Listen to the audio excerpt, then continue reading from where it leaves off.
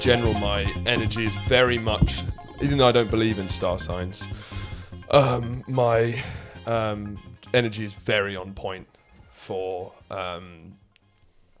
what my star sign is. I'm on the edge of my seat. What is it?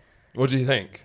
I mean, to be fair, you haven't actually seen enough of me to realise how much of the star sign I am. So I think star signs are complete bullshit, but mine is completely accurate. So simultaneously, they're accurate. No, they're not accurate. Yeah, okay. Because someone else who's a same star sign as me is the complete opposite person. But mine is scarily accurate by coincidence. But you realize that it's not just the sun sign, which is what... Yeah, there's the other shit going There's all the other shit going into I it. don't know anything else apart from the big one. See, I do.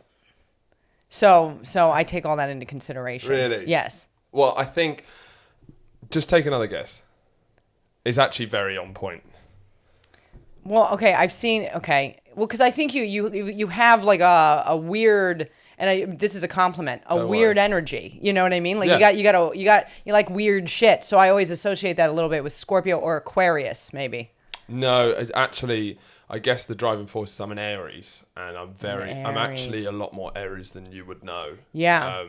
So I can be hot-headed, rash, spontaneous. Yes, like, yeah. Kind of confident, loud, like all that shit. I've had to like buckle down in loads of things. But I am an Aries. But what I find crazy about star signs is that white girls who love them, love them to bits, like obsessed with it, base their view on people on the star signs. Mm-hmm. I go to them, just a basic question, which is what drives me, it baffles me. Where does it come from? I've researched the history. I don't even like them. I've researched the history. Where do star signs come from? Do you know where the history of star signs at all? Do you even know the zodiac? How it was born? Yeah. Do I know? No. This is what I mean, and this is one of the most white girl thing. You're based on this. You got this energy, but they won't even consider checking who even came up with it, what culture it came out with. Yeah. They don't even care. They'll read it in a fucking newspaper. It'll have the symbols of the fucking Aries and shit like that. Right. But as soon as they have to think about, wait, who actually came up with this? What? It's from ancient Babylon. It was that's like modern day Iraq, and they built a lot of things around star signs, and the zodiac sort of developed from there. Went through ancient Greece, and then came to the Western world, and has been found recently as God is dead and people need meaning. But it's just fascinating to me that people just don't even care. Just not even a tiny bit of curiosity as to where it came from. I see that. I mean, well, that's the staple of a white woman, though. Yeah. For the most part, yeah. You know, I like thinking about. I consider it. Do you know what I mean? I find it fascinating. Like what I used to do in New York is like I'd ask comics what they were, and then I would group them in Instagram based on their star sign, and then send them memes about it. See, I think you're one of those white women, like my girlfriend, who's like, oh no, I don't believe it. And obviously I don't believe in it, obviously. But then they will organize their life through it. And it would be like ironic and, isn't it a joke? But then they will make decisions based on the star signs. I think about it. I'll consider it. But if you live your life by any playbook, then I feel like it's a very closed life, don't you? Yeah. Any playbook. Yeah. But so what do you actually think about star signs? I like to think about it. I like to see, like, especially with comedians, I've found, like, there's a lot of Gemini comedians. There's a lot, like, it's interesting to me, a lot of Leo comedians. Yeah. Like, I find that kind of funny to just think about people and their personalities based on that specific. It's funny. Yeah. But the problem is that I think it really does why white women? Well, I mean, why white women anything? I mean, yoga, tea. Like I guess yoga. But why do you think it really connects so deeply with metropolitan middle class white women? Maybe and it's quite metropolitan. It's not suburban. I don't. Well, think. And I guess I've never maybe met because suburban is Jesus, and then metropolitan is it's godless white people. That's what I'm thinking. Maybe because I do think. This is my opinion. People like having something to cling to, even when they don't think they want something to cling to. Like, I was watching this documentary about Satanism, and like, and it was interesting because it was like people who were like, I don't believe in God, but I don't want to be an atheist because I want community. Yeah. And I want something so maybe. I mean, my genuine view is that I don't believe in God, but if you take it away with nothing left, like they don't replace it with anything, and then it's really fucked. There's lost so much community, and loads of this weird shit will put into place if you don't put something healthy in its place. But then it also feels like, I don't know, for me, I'm like, I can rely on myself, and that you build your strength to take comfort in knowing that you have. Yeah, but can you have a strong sense of self? I don't think it's mutually exclusive from having a healthy community.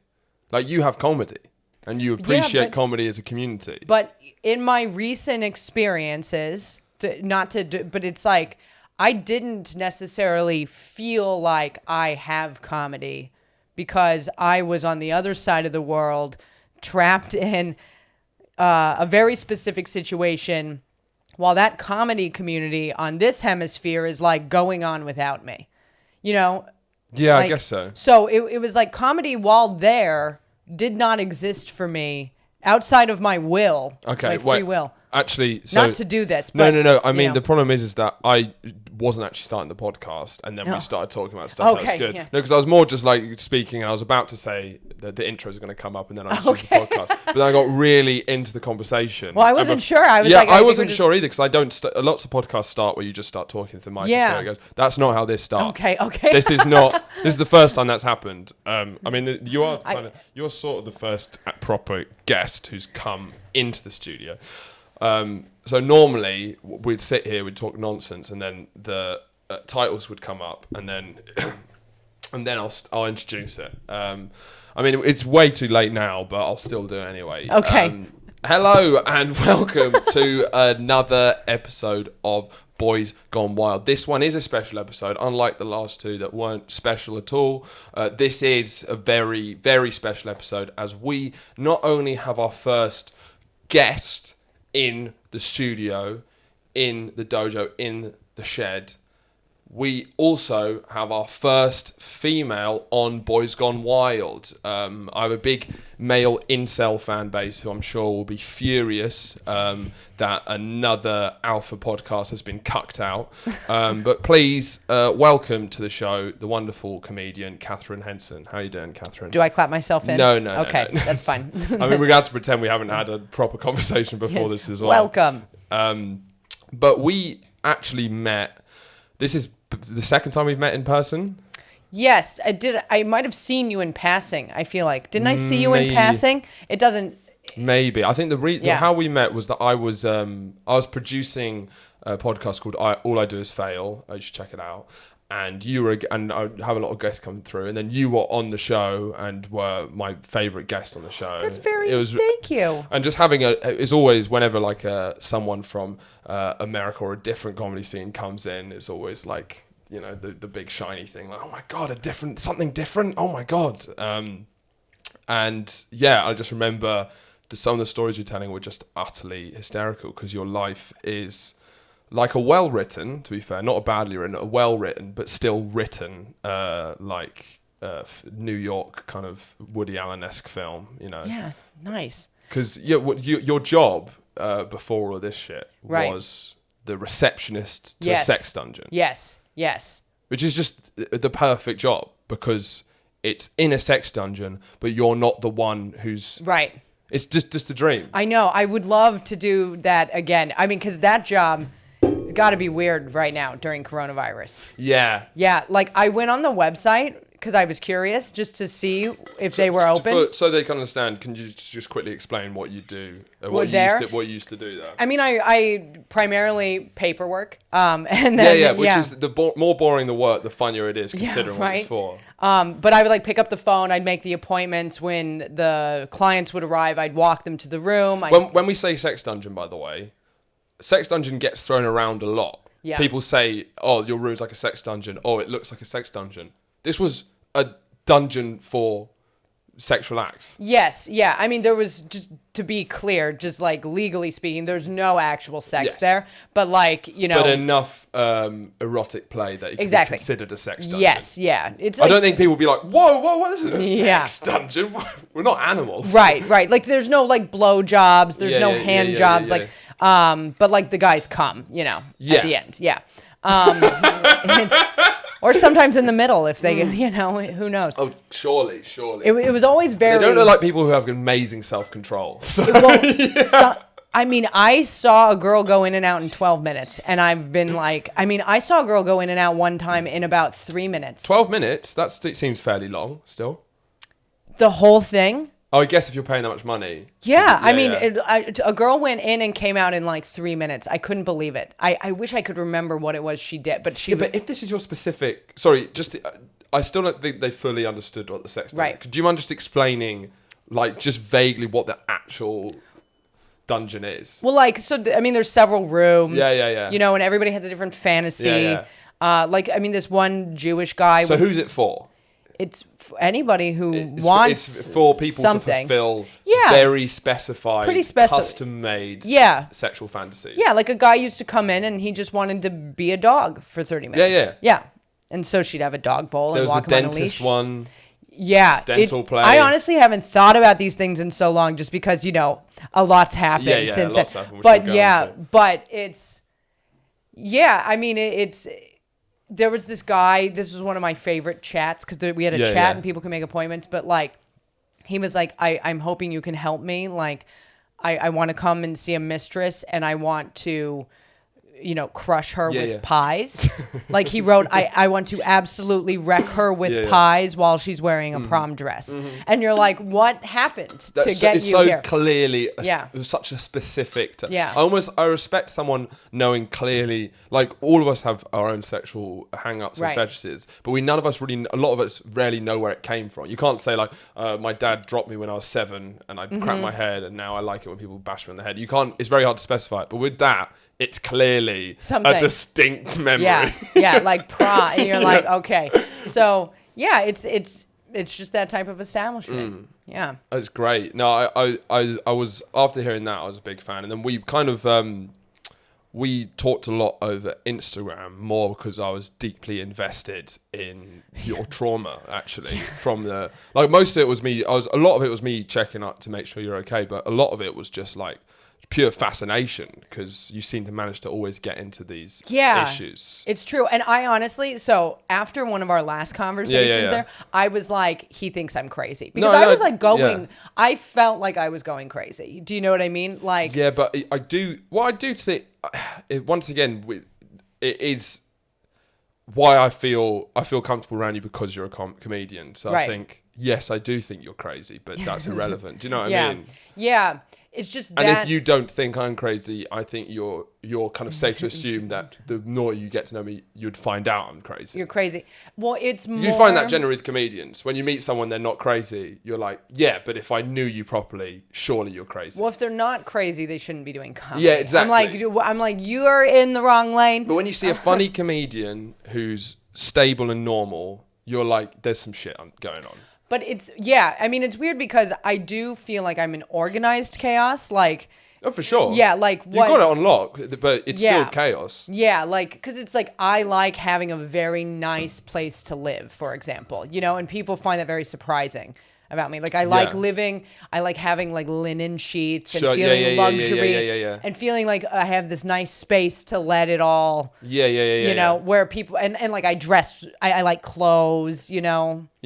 Like, but people always find that but very... you still dress kind of like with a sort of grunginess as well. Yeah, today, I've ever since Australia, I'm now going for like, you know, health goth. So leather, but sneakers, you know. Let's discuss the main thing I really wanted to talk about, which is how we kind of started talking properly, was that you've had, out of anyone I know, you've had the maddest lockdown there's been. I mean, what happened to you starting from early March? Was that when you started kicking off? Yeah. I left here and went pretty much into that. You know, like I was in America 3 days. So I flew out of London, went to New York, less than 24 hours just to pack for Australia. Yeah. Right. And then I flew to California. My mom dropped me off at the airport 2 days later. And then I was in Australia, and the coronavirus was just sort of like, it was still around. So you're from New York. Yeah. You've been gigging in London. Yes. And just seeing what the scene's like. Yes. And then you were heading to Australia to do the Melbourne Comedy Festival. Right. Yeah. So I was going to do Melbourne, and I was going to do Sydney. And then I was going back to New York to sort of sort my shit out, because I was trying to live both there and here. Yeah. You know, I've been there 15 years, but I'm kind of like, I was feeling like I'm ready to explore what more is out there, because New York is just so saturated with comedians. We're all good. Not all of them, but there's a lot of very good comedy, and there's a lot of competition. Sure. And, you know, in my experience from being here for 2 months, I was like, this is workable. Yeah, well, the UK and Europe in general is more open to my style of comedy. I mean, Americans are prudes. They're very prudish. Really? I know, right? Because we're so loud and obnoxious, you would think. Yeah, but you have a puritanical vein that goes through you underneath your culture that sometimes appears. There's there's a prohibition energy that kind of hides under the surface. Yeah, and I was finding just, you know, there's something that I keep repeating to myself, you know, and I've had to do it this whole time, is just live, like, laugh, love. Yep, that. And right next to that, right next to that, it's like, you know, go where you are wanted. Yeah. You know, and there were clubs where it was like, I worked the clubs, but the booker still wouldn't give me the time of day. And I'm like, you know.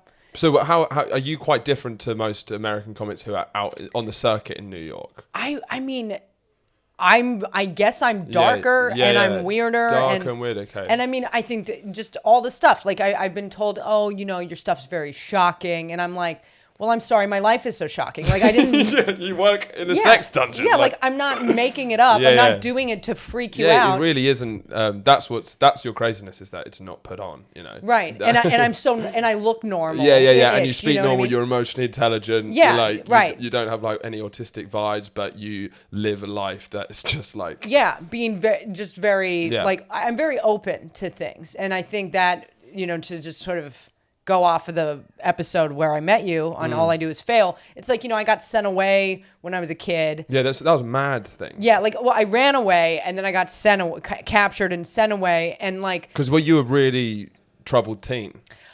I don't think so. Like, I think it's my mom had me when she was 44. I was an accident. Yeah. She's like, you were a miracle. But I'm like, let's call a spade a spade. I was an accident. You know it. I know it. And it must be quite nice being an accident, though, because it's like everything you do is bonus. It's bonus, yeah. But I mean, she was, being older, was so worried about me all the time. So it was growing up, I felt very like there's a neurosis plugged into you. Sure. And so I think even just like normal teenage things started feeling like outrageous to her, which then started me kind of doing a little more outrageous stuff. Just pushing the envelope a bit. Yeah, like, I mean, my best friend when I was a freshman in high school, so I skipped a grade. So I'm already like young for high school, but then my best friend's a senior, you know, when I'm a freshman. Yeah. So it's like I'm hanging out with older kids. Yeah. So it's like, you know, and you just had that bit more mature energy, probably because your mum was like in her 50s. Yeah, but then I'm like smoking weed, and then that freaks her, and so then I'm lying and whatever, and then I ran away, and you know that all kind of. Why did you run away? Sorry. So I have an older brother, so he's 20 years older than me. Yeah. He's a half brother. You know, this is my opinion about this situation. My mom, as she struggled to raise me as a single mother, and you know, we were having like our differences growing up, which apparently they say, you know, fathers and daughters get along and mothers and sons. And then that's what I found. Right. Yeah. And so my mom and I fought a lot, and like I would, you know, act out, not really, but it's just, we fought a lot. My brother sort of took this role of like another parent. Yeah. But I found that's not appropriate. He's my brother, you know, but as a result, like whenever I would do something wrong, you know, my mom would share with him, and then he would like, you know, try to punish me. And like, so one weekend something happened, he called me up and he's like, I'm flying this weekend, and when I get there, your life's going to become extremely uncomfortable. Wow. So I ran away. Okay. Because I said to myself, well, what I'm going to do is I'm going to go to Disneyland. I'm gonna, because I think I'd wanted to go to Disneyland with my older friend, and I was 15, so it makes sense my mom said no. But, we got into a fight about it. My brother made that threat. Yeah. When I was younger, he had flown in once and broke. My mom and I'd gotten into a fight. He flew in, got into a car, drove to the airport, bought a ticket for an airplane, flew in, broke my door down, and was punishing me. And so it's when you set that kind of stigma, and then, years later I'm being threatened, I'm I'm going to go to Disneyland, party it up, then I'll come back and I'll face whatever music we're going to play here. You know? Yeah. So I ran away and I didn't make it to Disneyland. And in the 10 days... intercepted by the police? What was it? Intercepted by the police. I mean, intercepted by... This, by the way, does... I know we were talking about the main story. I just feel this is important context because I think it does, in some ways, at least emotionally link to what happened in Australia in some ways. Just on that note, I'm trying to write a memoir. Sure. As you 100%. I know, but I went to college for writing. Okay. Concentration in memoir. I haven't written shit since college. I literally signed up for a Curtis Brown creative class to write a fucking memoir that one of the reasons I'm here today, am busy avoiding. Okay. Yeah. I don't, it's like what you're saying. I get lost in all of the stages of my life that lead up. It's too much. Yeah, and it's about trying to find, so to focus on the camp. So you got intercepted by the police. Yeah, I got intercepted by the police because I was posting on my live journal and they found me and so good. Yeah, and then I got early internet shit. Yeah, right. It's like old school internet shit. You know what I mean? The Wild West of the internet. Yeah. And then I got sent away to a wilderness camp, followed by a Mormon therapeutic boarding school. That didn't advertise as Mormon, but was. And that was a very insane experience. So once I went through that, when I exited that situation and reacclimating into society and all of that, I recognized that was a very harsh, restriction to live under. You think? Yeah. And but as a result, I said my life has so much value to me that I'm going to be open to the world. Do you think that's what made you open? Was having experiences like that so young? I think the surrealness of it. Almost. Yeah. I think I was already a little open, but that really kind of made me feel you got your one life, and do I want to live it in a way where I'm gonna go to college and then get a job and then get married and then sit at home after going to work and then going to the gym and watch TV every fucking night and then pop out a kid and that's my life? Or am I gonna say yes to things 100%. That freak other people out? It doesn't freak me out, And that's genuinely my favorite thing about being a comedian. I don't like to talk about being a comic too much because it's every podcast is just it's lashing over what it's like being a comedian. But one of the best things I do find is that it's in your interest to have an interesting life, and it forces you to not, because if you slip into a normal life or a kind of boring life, there's so little to draw on that you have to kind of force yourself to be open to experiences. Well, it's just how are you going to feel at the end of your life looking back, are you going to be happy with the choices you made because it fit some narrative 100%. Written by someone once upon a time? I mean, I don't know, But do you think was this a real shift in that? It feels like you running away to Disneyland, it was already there. Well, I think it was there, but I think being told that I couldn't do it, under the parameters that I was living, we were wearing color-coded shirts. We weren't allowed to wear shoes. If you were on certain levels, you weren't allowed to use tampons. When you're under that and at 15...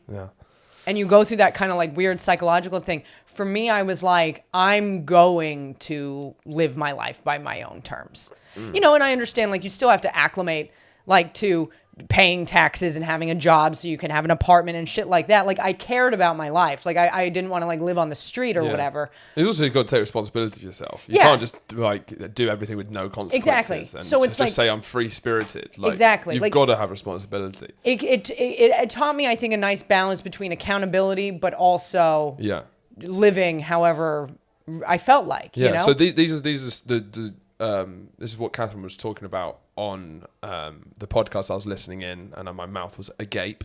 with the fact that you were taken away to this Mormon boarding camp and you worked in a sex dungeon, but it does sort of link a bit to a similar situation you kind of ended up in Australia. Yeah. Because it was like that seemed like a lot of the issues you were having were linked to that feeling of being trapped and forced and taken away from you. It was very weirdly similar. Yeah. And seeing that happen on Instagram when you just explained that, it was very interesting to see. But if you want to explain more about Australia and what actually happened. Yeah.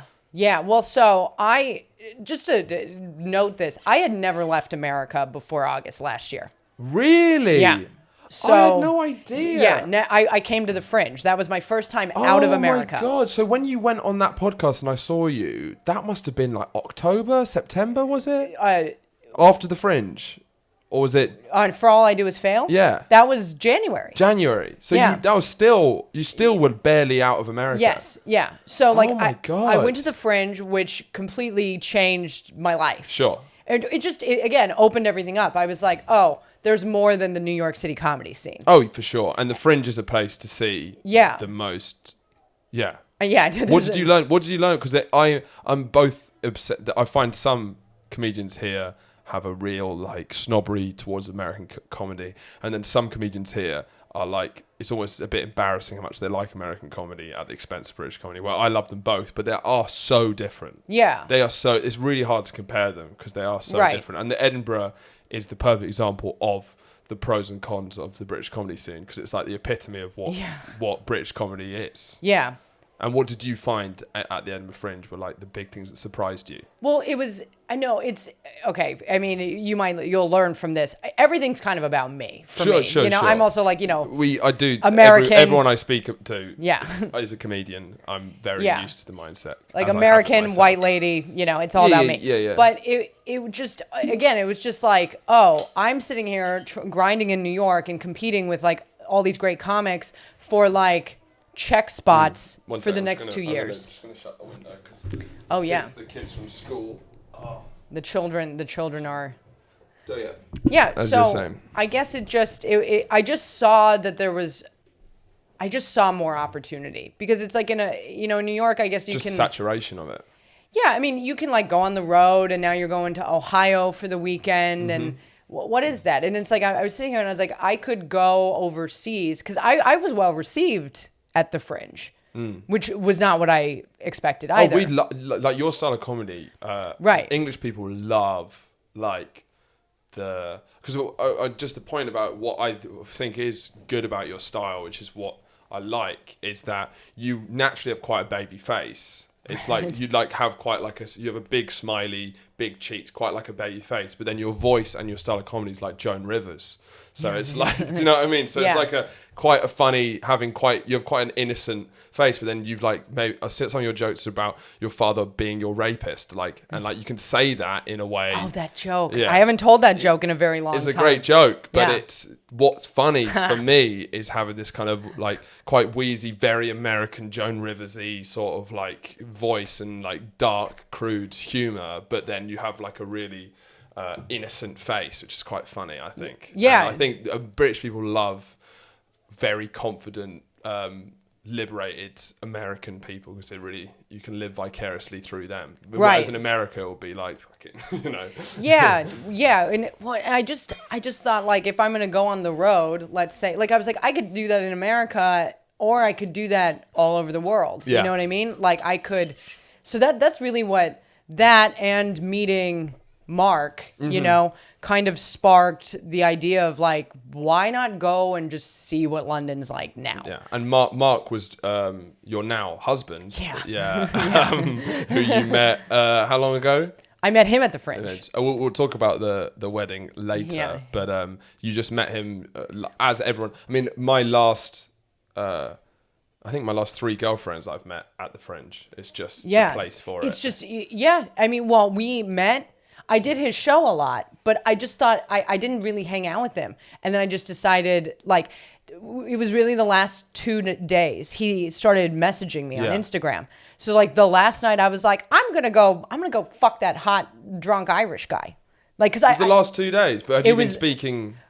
No, I mean, I saw him at his show, but we did not hang out. We didn't like anything. Just right at the end. Just right at the end. And I guess it really connected. He was like, because he's actually very shy, and he was like, I was, coked up, and I was like, I'm gonna message her, So cocaine gave him the confidence to message me, and then one night happened. You know what I mean? Like we weren't able to link up, and then it was literally like I left his apartment to go pack my shit and nearly missed my flight home. Yeah, so it was really unexpected because I was just like, oh, this will just be a one night stand, whatever.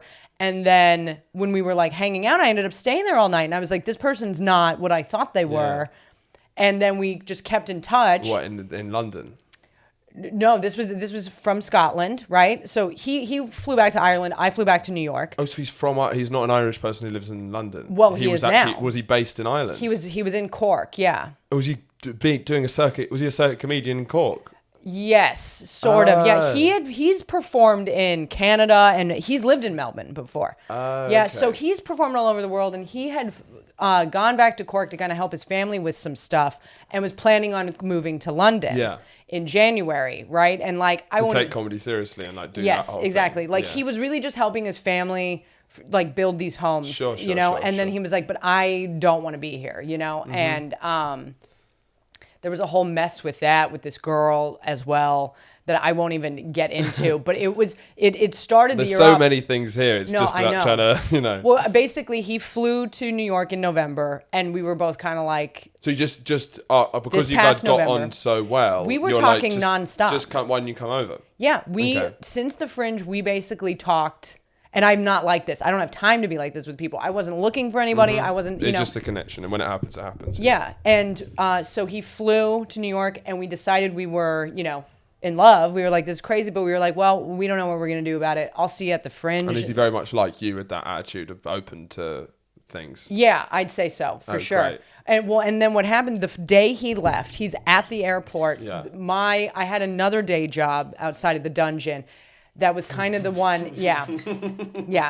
And they told me they weren't going to need me anymore. And I'd been sort of unsatisfied with New York, since the Fringe. And so I messaged him. He's at the airport, and he's like, look, I'm going to London in January. You know that. If you want to go, I'll do it with you. So I was like, fuck it. I will go to London in January. Amazing. So then we came here because I was like, I'll just see what it's like. And then I had success here very quickly. I mean, I was like working top secret within my first week here. So I was like, what am I doing in New York? Like, I think in the UK you can move up a lot quicker. It's a lot smaller community, so you can loop. Yeah. And like in New York, you've got these clubs that are like, getting a spot at the Comedy Cellar, which is like the mecca of comedy in New York.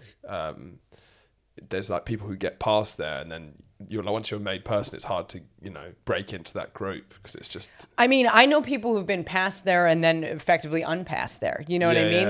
It, and like because that's a kind of club that, to my understanding, it's like you work it and then you're not really supposed to work other clubs, and then it's like. So you're like one of them. So you're like you're part of their. Yeah, but then it's like, how are you supposed to do anything? And it's and not get that better as well. And it's not that they don't work other and they know, but you know what I mean. It's very tight knit, and it's cool. I mean, what did you notice? While we're still vaguely talking about Edinburgh Fringe and the UK, what did you notice about what you could do comedically in Edinburgh, the UK, London, that you couldn't do in America? What was like the big noticing of like the change in sort of style? Almost? I mean, I didn't change anything. That's the thing. It's like in America, like I've been told, like by Caroline's, for example, like it was the assistant booker at the time, but just like, oh, it's very shocking, maybe write some other stuff.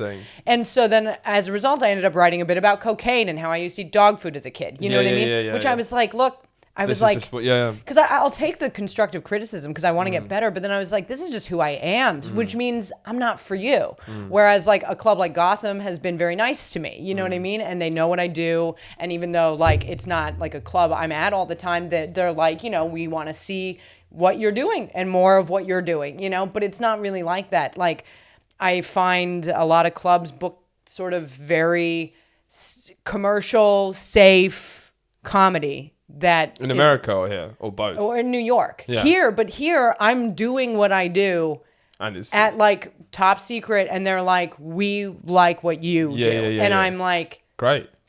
Yeah, I mean, it's really nice because it's like, go where you're wanted, and I'm like, well, there's no reason for me to be sitting here in New York trying to force feed you something that you're saying is not for you, even though like I can make audiences laugh. The club has an idea of what they want to book. I guess I just like having a space. I mean, like, okay, so I don't know if this will surprise you. I don't know a lot about comedy. Like, oh yeah, I'm not like look. You're not a big comedy nerd. No. Oh, I appreciate comedy. So it's like you're saying stuff and I'm like, yeah, I think so. Because it's yeah. But like I've been told by... Because there's lots of comics who are like that. Because I'm a big comedy nerd. Yeah. But like there's lots of comics who, they kind of fell into it and then it's not because they're like obsessed with comedy as like an art form. Right. Like I just saw, while in Australia, like a special of Doug Stanhope's, because I've been told many times like you're like a female Doug Stanhope, and then I'm like, I don't even know what he does. And what did you think? I could see it. Yeah, I mean, do you like it? Yeah, do you like watching comedy? You like doing it. I feel this way about it. It's like I appreciate it. Obviously, like when somebody has a well-written joke, like if I'm at a show or whatever, I'm like, that was a good joke. Or if I hear something, I'm like, oh, that's funny. Mm-hmm. But like if I sometimes feel like if I were to start paying attention to people I'm told I'm like, or it will bleed into what I do. And lots of people have that fear. And I've noticed that. There's that. And then there's also like, if I'm paying attention to what everybody else is doing, then I'm losing the time to like hone and really craft the thing I'm doing. That's interesting. Yeah, I know a lot of people. I know that works for them. I'm almost the opposite, where I like consume as much comedy as possible, and I'm just desperate to see how people are doing it and how people are pushing it, and like what comedy means to other people. I'm sort of obsessively doing that, but I think that's also a procrastination thing for sure. Like if I'm writing, I'll spend a lot of time just watching other people and obsessively. Well, see, I'm like trying to live. You know what I mean? Yeah, like, so you can write off there. Yeah. But it's like, I'm like, if I were to take all that time to pay attention to everybody else, then where am I going to find the time to do all the other things I want to do? And write about. And enjoy my life. Like, I really like music. You know what I mean? Like, so I spend a lot of time listening to music, but if I was listening to comedy instead, then when will I listen to music, 100%. So, yeah, that's a really interesting perspective. And I guess I'm just self-absorbed. You know what I mean? Like, I'm okay. Like, I'm self-centered. I'm kind of like... I'm thinking about me and my stuff and all of that all the time. Yeah. Maybe it's, so I just don't, I think about other people in the sense that I'm nice to other people, but I don't I really try to not think about what other people are doing. That's probably a healthier mindset. Well, I don't know, But that, so after Edinburgh Fringe, you met Mark, he came to New York, fell madly in love. Right. And then you planned probably in January, I don't know when, to go to the Melbourne Comedy Festival. Well, so I had applied for Melbourne, I think in September, October, and then I got accepted. Yeah. And so, that was being planned to go. It was starting in March. So met Mark, fell in love. Oh, and that was the other thing, just like to talk about. I was told by multiple people, they're like, you should, especially after the Fringe. Like I have one kind of comedy mentor who is nothing like me. Like he's a squeaky clean comic, but he and I are like kind of kindred spirits. Fine. And like he's the type of person that I am like, listen, I need your advice about something. And he's like, I'm at Greenwich Village Comedy Club. Meet me outside. And it's like a 5-minute conversation where I'm like, I'm not happy in New York. This is what just happened at the Fringe, blah, blah, blah. And then he was like, move to London now. You're going to do Bill Hicks. You're going to do Doug Stanhope. You're going to go over there. You're going to get a fan base. And it's going to be your own fan base. Rather than like this commercial thing. He was like, go. So it was like that's that great. Plus Mark, you know what I mean? I was like, fuck it, I'm going to go over there. And you're at like a turning point anyway, and like things are up in the air, Exactly. Especially because you're at 3-4 years in comedy. Yeah, 4. Yeah. About. I'm similar. It's hard to, and you're at that point where you're now good enough that you can do comedy that you're proud of and that represents you. Yeah. But you're still so early in your career that it's just it's there's so many routes to go down. It's so like flexible. Right. You're not so bad that you're stuck. Yeah. But you're not big enough that it's clear what you're gonna do. Yeah. And then I've now seen the options. Yeah. And I'm like, well, fuck it. Like, I'm going to go do what, I mean, not saying like no one's done it, but like no one I know personally is over here. Very few Americans come over here. Yeah. Genuinely. Which then I come over here and I mean, I'm like, well, you know, it's funny because now with coronavirus, I've had more than one American comic hit me up going, so, really? You know, and I'm like, hello. Like, no, do you not want them touching?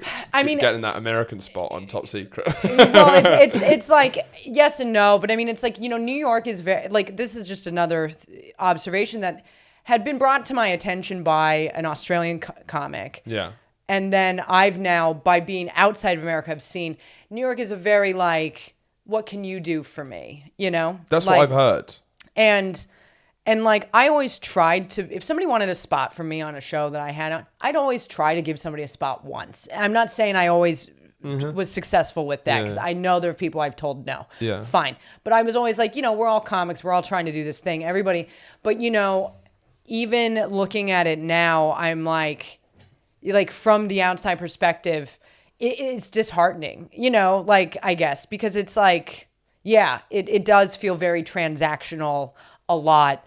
And like, if I have a very good friend, I'm going to help you. But like, when I'm getting these messages, I'm like, hey, I'm doing all right. I was trapped in Australia for 6 fucking months. Yeah, you want to know about London? Like, do you know what I mean? There's a twinge of like... The transaction, there's a lot of that here because it's just in comedy. But in general, from what I've heard from American comics and overseas comics, is that the UK comedy scene is a bit more of a community, supportive community. Like, I've certainly noticed it comparatively to what I've heard about America, is that there's less...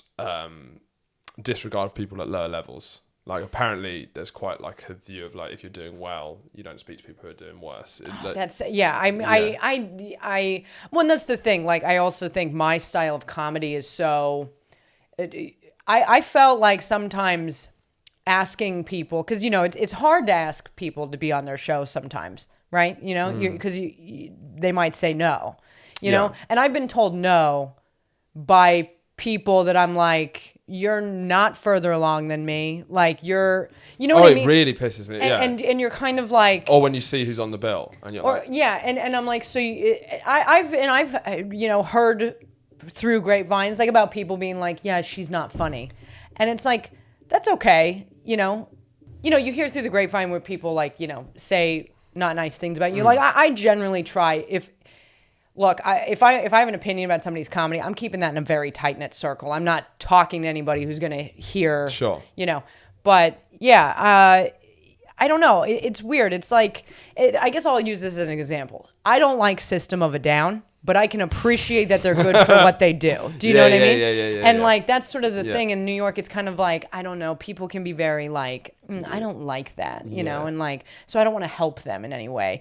Or I'm not going to help them unless they can help me. Like, I know. I think it's probably just because it's a lot more competitive. I think the reason why it's a bit more gentle here is because it is less competitive. It's less. You're less vying after each other's. There's more space to succeed and make money off comedy in the UK. You can find ways to do it comparative to America. So I think that's what drives it probably more than anything. I mean, this is going to sound very, very childish, and I've reflected a lot on why this hurt my feelings so much. But there was a comic that I saw like every week that I interacted with who, you know, I was like, we're not like friends, but we're friendly. And at the beginning of the pandemic, he unfollowed me on Instagram, right?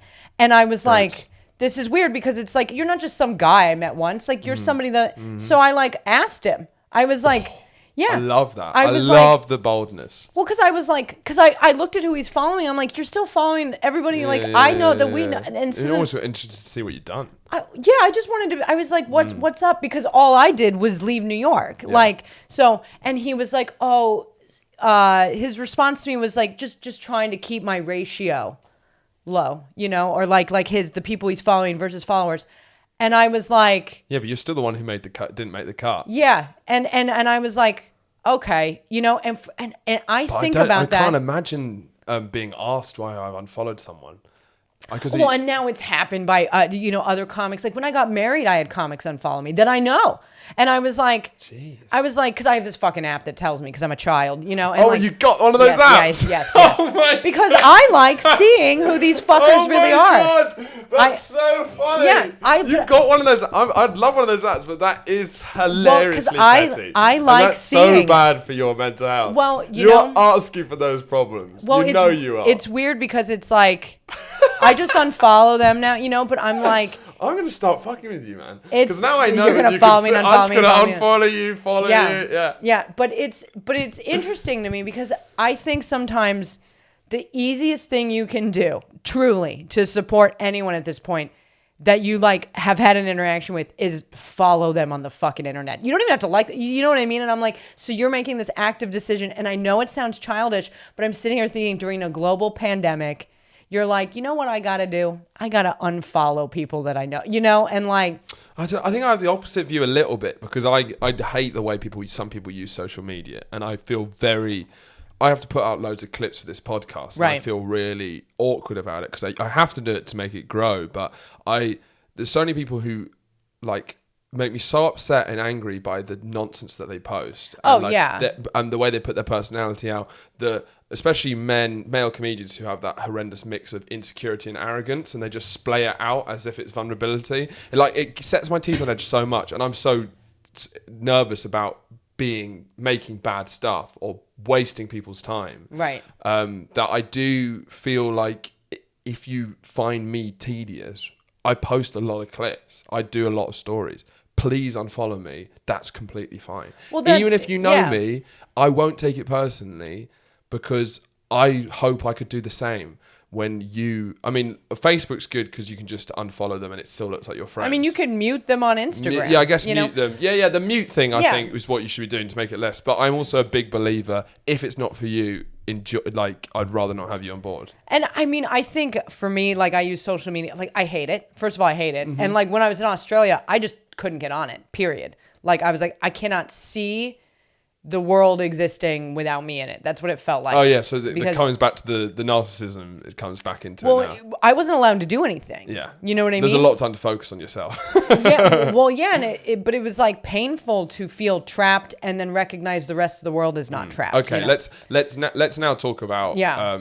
We danced around it, but I think they've got a general picture of kind of the shit you've been through in general and your sort of mental state. Well, yeah. Now going into it, I feel like I sound like a crazy person because I've thought a lot about. You don't sound like a crazy person. Well, about You've the Instagram thing, but the Instagram. No, that is funny. That is a bit mental. Yeah, and that is petty. Yeah, but it's hilarious as well, as is most of the things that happen in your life. I mean, it's a weird hang up, I guess. Because do you pay for that app? No.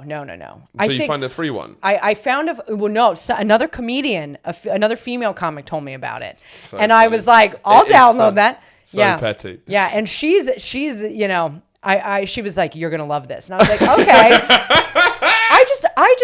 I like knowing who people are, I guess, and that shows me that shows who they are. All you need to know. You're either on board, you get the fuck off. Yeah, or get the fuck off my train. Yeah. So Australia. Yeah. So I flew. So you planned to go to the Melbourne Comedy Festival. And so did Mark. And Mark was coming as well. Right. And then you go. So I go 2 weeks before it begins. So March 2nd. Just to see Australia. Well, no, I was doing shows in Sydney, and I was going to Adelaide, the Adelaide Festival. So I was going to do some shows the last weekend there. Once again, how many countries have you been to outside of America? At that point, England, 2. UK is one country. Yeah. Okay. Well, I guess Scotland and then London. So that's England. One country. Scotland and England. Yeah, I know. It's the UK. It's the UK. So this is the second country. So you've one been country. To, so this is now the which second. I think is. I didn't even know that going in, which does add that the amount of shit that's happened in these two countries.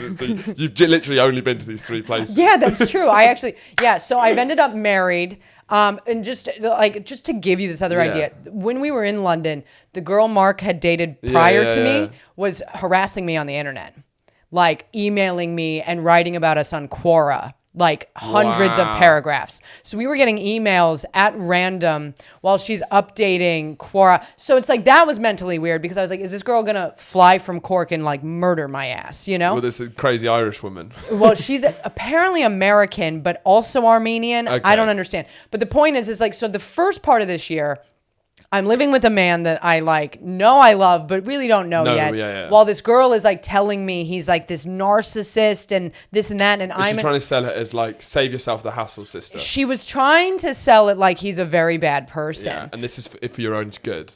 Yeah, but I'm sitting here and I'm I've been around the rodeo a few times, so so I'm gonna trust my gut, but I'm also but it's terrifying shit she's saying, and it's kind of nonstop, hundreds of paragraphs, and then writing about us on the internet as well, answering questions about narcissism in a forum where it got over 200,000 hits. Wow. Yeah, terrifying because I'm this is about us, but it's molding us to fit her narrative. So if you looked at the narrative, if you'd read that and didn't know anything about it, would you be on her side, or would it be clear that she's meant to, the way she sold it obviously made she's writing to other mentally ill people. But it only stopped when I went on Vittorio's podcast and talked about it all, and then Good Guy podcast, you can check it out on Apple Podcasts, exactly, YouTube, Vittorio Angeloni. Sorry. Yep, and she had been stalking my Instagram, saw the story within the hour of it being released, listened to it, wrote me the final email because she listened to you on the Vittorio podcast. She was listening to all the podcasts. So she paid Patreon. One? I don't know. Here's the thing. We are aware that she is still to some degree paying attention to us just because we talked about when all that sexual assault stuff was happening in Ireland in the comedy scene. Mm-hmm. She's a reporter. And you were scared that she was gonna... Well, I thought two things. If she tries to twist him into some shit like that, that's not gonna fly. Do you know what I mean? Because he didn't do anything, you know? And I had to go through... Is that official? Yeah. I had to go through... You heard it here first. Exactly. I had to go through, their entire relationship on Facebook to just... Because once when somebody's hammering something into you, you're I need to know because she, it was a lot. I'm either she has her own mental issues, or she's telling the truth and you are a crazy person, So when that stuff was happening, I was concerned she was going to try to twist a narrative. Yeah. And then she was looking for women to be the advocate for. And I was I'm offended because you literally spent months harassing me. You are the definition of harassment. Yeah. But nobody knows that. Yeah. Because I kind of suffered in silence to some degree. Often are. Yes. It's so often the case. Exactly. I mean, she was detailing their former sex life to me. And I'm I didn't ask, so it's shit like that. So I was really heated up about it in Australia. And we've been told by some mutual friends that she listened to that episode or knows about it and was really upset we were talking about her. And I'm you can't. I know. You're either in your life. If you force yourself to be in your lives, you're in exactly. Lives, and for somebody who's quite literally a reporter, it's freedom of speech. So that was the beginning of this year, right? So it's while we were in London, I'm being harassed, and then you got this sort of tension and stress going into this. So exactly to our relationship. So that ends pretty much as I leave London, end of February. I fly to Australia. Coronavirus. Excited? Huh? Excited? Yeah, I'm feeling pretty good. I'm things are going well. Yeah. And it's the second country you've been to. You're excited. Yep, yeah. I'm excited. I'm going to do these festivals. I'm going to run a ton of time. I feel like I seem to be well received in other countries. And what do you expect Australia to be like almost as you're on the plane? I mean, hot. Yeah. I expect it to be fucking hot. Yeah. Okay, so I'm expect shrimps on the barbie. Hot, nice, blooming onions, which the whole cool. deal. But I'm it's gonna be hot. I'm gonna be on the fucking beach. I'm gonna be doing comedy. It's gonna be great. Great. And as I'm there, so I'll start by saying the accommodation that had been sorted for me was infested with cockroaches. When I say infested, I mean crawling on clean dishes, in drawers. The what, sorry? The accommodation that had been sorted for me by essentially the person. So somebody had booked me all these dates with an agreement that I would get, that they would take a cut of what I was paid. Because they'd book an agent fee almost. Yes, correct. Booking, yeah. However, the amount of money I made in Sydney, I'll put it this way. I lost money while in Sydney. So this is prior to coronavirus really taking off. I'm losing money being there. I'm staying in the picture of Australia is slowly starting to right at the beginning. Shift. Yeah. So I've lost money.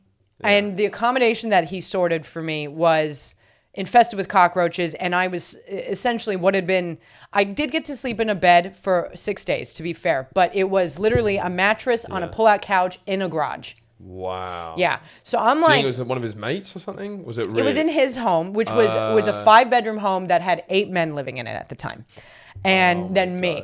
And so I'm like not happy. Like you turn on the lights, there are roaches everywhere. There are dead roaches squished on the ground. Awful. It was horrendous. As we talked earlier, you like your linen sheets. Yeah, and they're saying to me, they're like, "Look, it's Sydney. There's cockroaches," and I'm like, "I'm from New York. Like I am a cockroach. Like don't talk to me like I don't know. Like you have a cockroach problem. Like don't try to tell me I'm crazy. Yeah. Because you have roaches fucking everywhere. Yeah. Like I have videos of it. Like I took videos because I was like, I'm not gonna be told I'm fucking nuts. So at this point, coronavirus is coming in, and I'm like, I go to Adelaide, and I'm like having some relief from that roach hotel, and like, they're like bad start, but I'm bad still start, gonna be fine. Gonna be fine. Yeah. And in Adelaide, that's when my flight is canceled. Okay. But my flight isn't even until April. So I'm like, what the fuck, So I call Mark, and I'm like, he's still in London. And I'm like, look, you have a flight to Australia. I don't have a flight to the UK, whatever. Let's move your flight and get you here, right? Because I was like, I don't know what's going to happen. And the hours after that happened, America was like, UK is banned from coming in to America, right? So like, if I had flown to America, Mark couldn't have flown in. And then at that point, any flights out were astronomical in price. But he already had his flight. So he flew to Australia. He made it to Melbourne within 24 hours of them shutting the international borders. Wow. I made it to Melbourne within 4 days of them shutting their state borders. Oh my God. So we get there and we're like, all right, we'll figure out what's going to happen. But we're like, not thinking any of this is really happening. And then suddenly it's becoming readily apparent, like we're about to really be here. Because we thought when did it get real for you? Well, we thought we were going to go to Perth and stay with his brother, right? Because he has a brother there. But when they shut the state borders, he was still in his 2-week quarantine. So we were like, we can either risk getting on a plane and having you deported because you've broken your quarantine, or now we're just in Melbourne. So we were there. But we were kind of like, it looks like we're in a pretty safe place compared to New York or London or whatever, because that's when shit was kicking off in New York. But it was locked down. You know what I mean? Everything's closed. You're not allowed to do anything. But it was like kind of okay. Fine. You know what I mean? But we're living with these people who we were supposed to rent from for the festival and just the duration of the festival. And like within the first week of us being there, I took a ride to the store with the girl, and she tells me that she was supposed to use the time when we were renting to go to Cambodia because she had told her boyfriend of 8 years that we're all living together that she's not in love with him anymore. So I'm like, oh wow, that's fun. I'm like, I just got here, but sure, like I'll carry that for you. But then I'm like thinking, did you tell him that you told me? Because I'm gonna tell Mark, obviously. And now we're like then she and I never talked about it again. Never fucking talked about it. That was right at the beginning. That was right at the beginning. But she probably thought you were going to leave, so it was all right to tell you. Well, she knew we weren't going to leave. Because, I mean, I don't know what she thought. Because we couldn't go anywhere. And we're, like, paying them rent.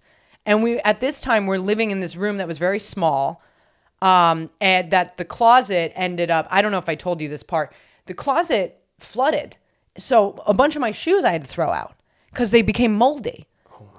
Yeah, so I was like, what the fuck? And at this point, the weather is turning because it's turning into fall, like autumn. And you didn't really conceptualize Australia ever being anything but hot. Hot. Yeah. But also now we have passed the date I was supposed to leave. Oh, my God. So we're living with them. You got tickets back on that day, and they're just... I had tickets back to America for the end of April. Yeah, okay. Because I was from Sydney. And so even then, my flight that was canceled, I wasn't even in the city. I was whatever. So we ended up moving with these people. And I think I was telling you, look, these people are really, really, okay. I had a lot of time to think about them because I had fuck all going on. I was saying to myself, these people are very kind because they didn't have to let us rent from them. But at the same time, I'm like, we are renting from you. We're paying you.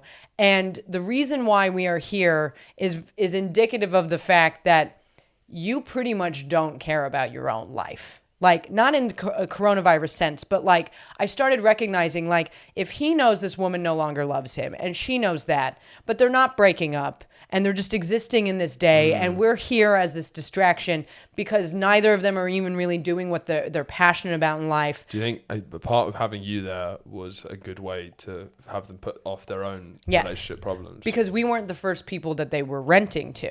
It seemed like they had this room to have strangers come and rent. So then they had these Airbnb people, which then distracted them. And I know this because there was a guy who had rented before us. So she told me about this. So we moved house with them, which is crazy. Like, that's how long we were there. We moved house with them. Yeah, we moved. We helped them move into a new house and then rented a new room. Just the same deal in a new house. Place. Yeah, with them. That's how long you were there for. Yeah, that was like 3 months in. We moved house with them. And there's no way for you to leave. At this point, there's no borders open. Like, we could have left but been separated. Like, if we had contacted our embassies, we could have paid an astronomical amount of money for a reparation flight. Is that what they call it? No, not reparation. Yeah, repatriation. Repatriation. There we go. Yeah, no, reparations. Yeah, reparation is what you played after the yeah, war. there we go. I was like, it was like what black people need in America for slavery. That's I'm like, that's why it's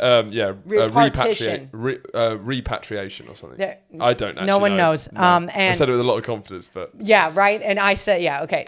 So that was still going to cost you a ton of money. So we were like, and the one thing we knew is we didn't want to be separated. Yeah. But because he's Irish and I'm American, that was like going to happen, which is when we kind of decided we would just get married.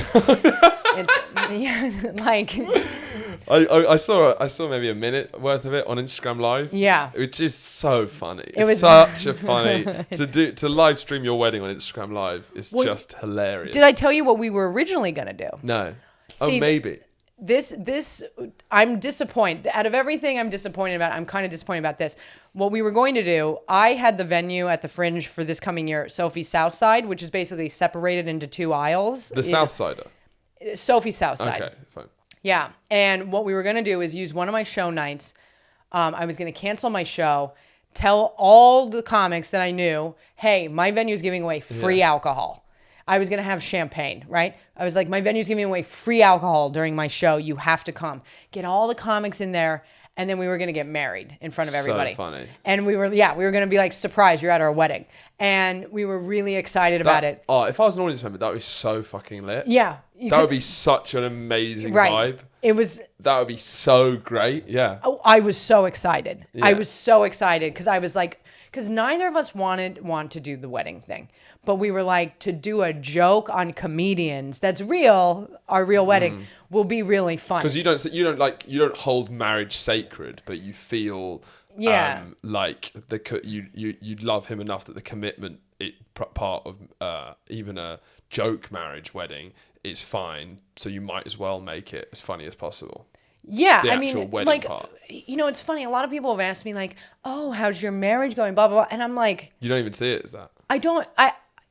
What I love about being with him is I'm unchanged. Yeah. You know what I mean? Like, it is kind of funny that you have a husband, though. Yeah, it's weird. It is funny that you have a husband. I know. You're someone's wife. I know. I know. Fucking funny. I know. It's weird because it doesn't, and like, you know, especially like, oh, is it going okay with all this? I'm like, yeah. I mean, yeah, it's fine. Like, I don't know what you want me to say because I don't feel different. And that's what I love about it. I feel like I'm committed to somebody, but I would have been committed to him regardless. So, you know, yeah, the marriage thing is weird. I mean, and that was pretty much just, again, it was like we saw a lawyer when we were here in London because that's when we had decided to get married. And, you know, it's like a Brexit thing, you know, because the lawyer was like, look, if you guys want to get married, I recommend you do it before Brexit because then I can legally work in the UK and in Europe.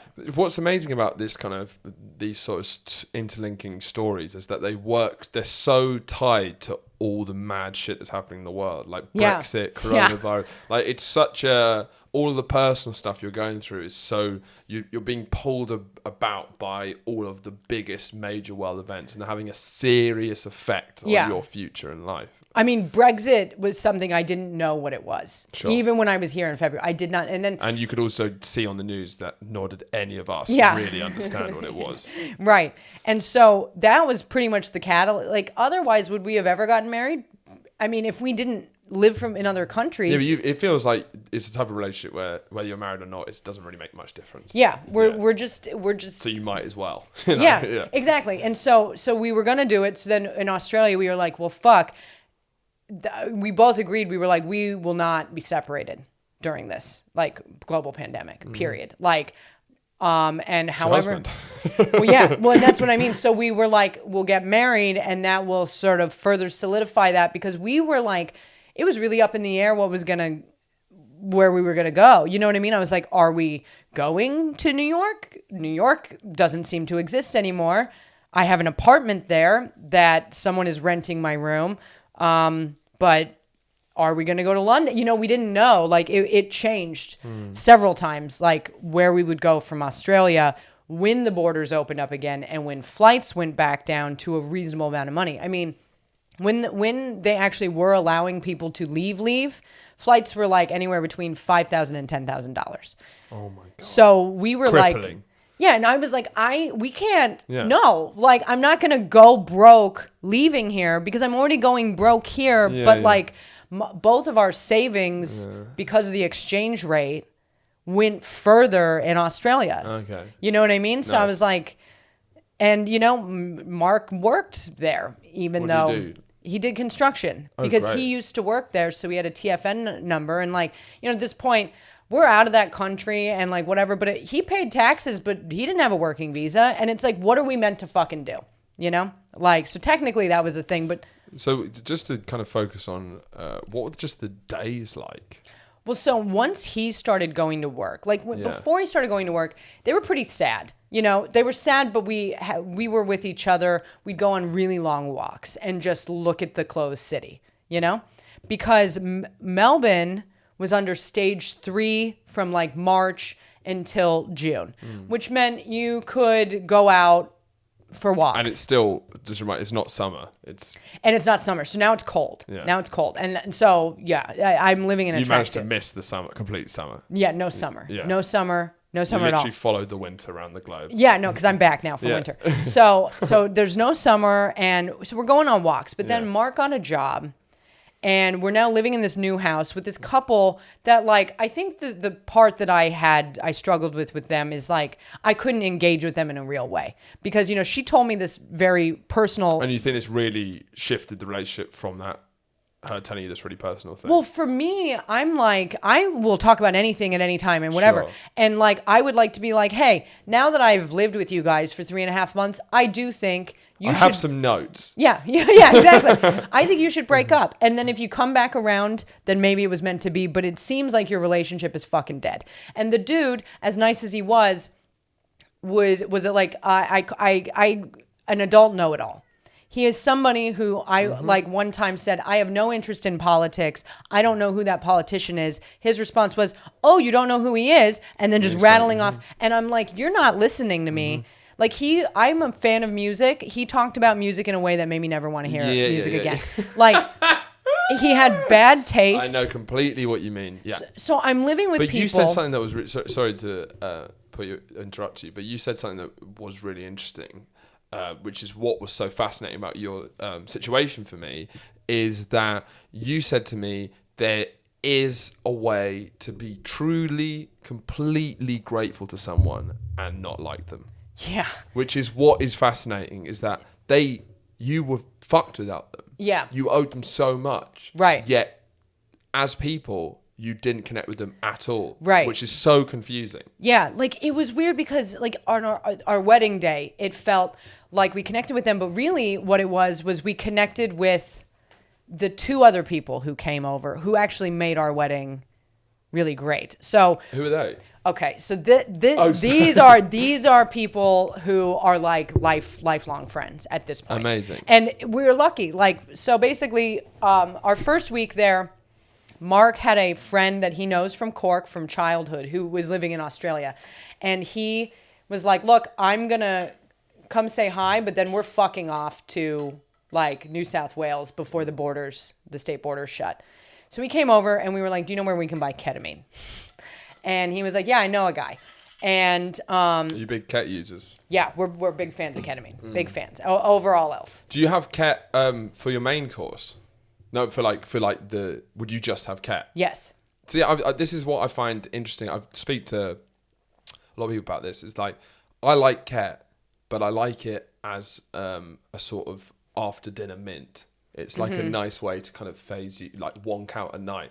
I cannot conceptualize just doing ketamine. But then loads of people do. Loads of people like it fully because it's just such a wonky drug. Yeah. No. It's my favorite. Yeah. And I was introduced to it in Edinburgh. Oh, yeah, because we're a very ketty country. Yeah, and we are thrilled to be back for that reason. Because, we're at the beginning of lockdown right now. So we go to buy ketamine and we meet this guy.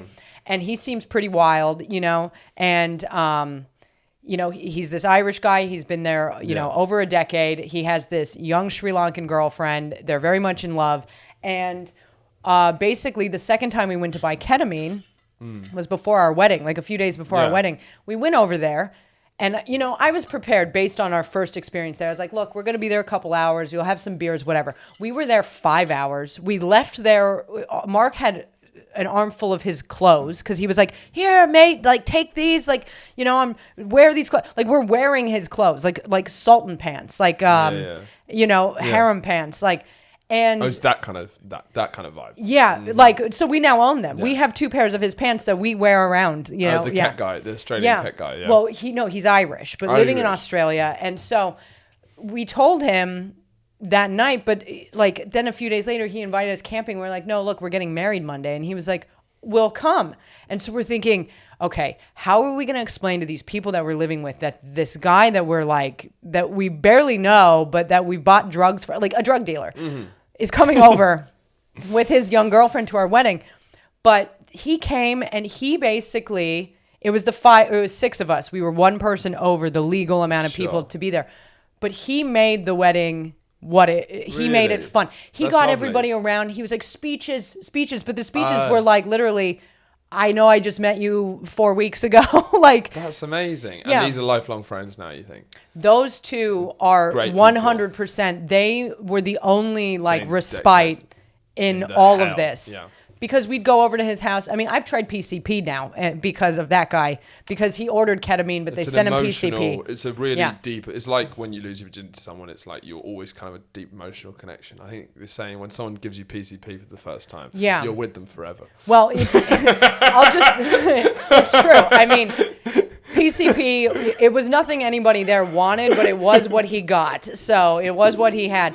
It was one of those, and it's horrible. I hate it, by the way. PCP is terrible. But when we went there a second time and it was all he had, I was like, fuck it, let's do it again. It's all he's got, Yeah, I was like, geez, I mean, we are desperate, and I am in Australia. So, it can't get worse than this. Yeah. It was excellent. I mean, he brought a huge bag of ketamine, perfect wedding. It was over in 5 hours. People puked. From drinking, like... Oh, so you lit it up. Yeah, we lit it up. But it was like, it was 6 people.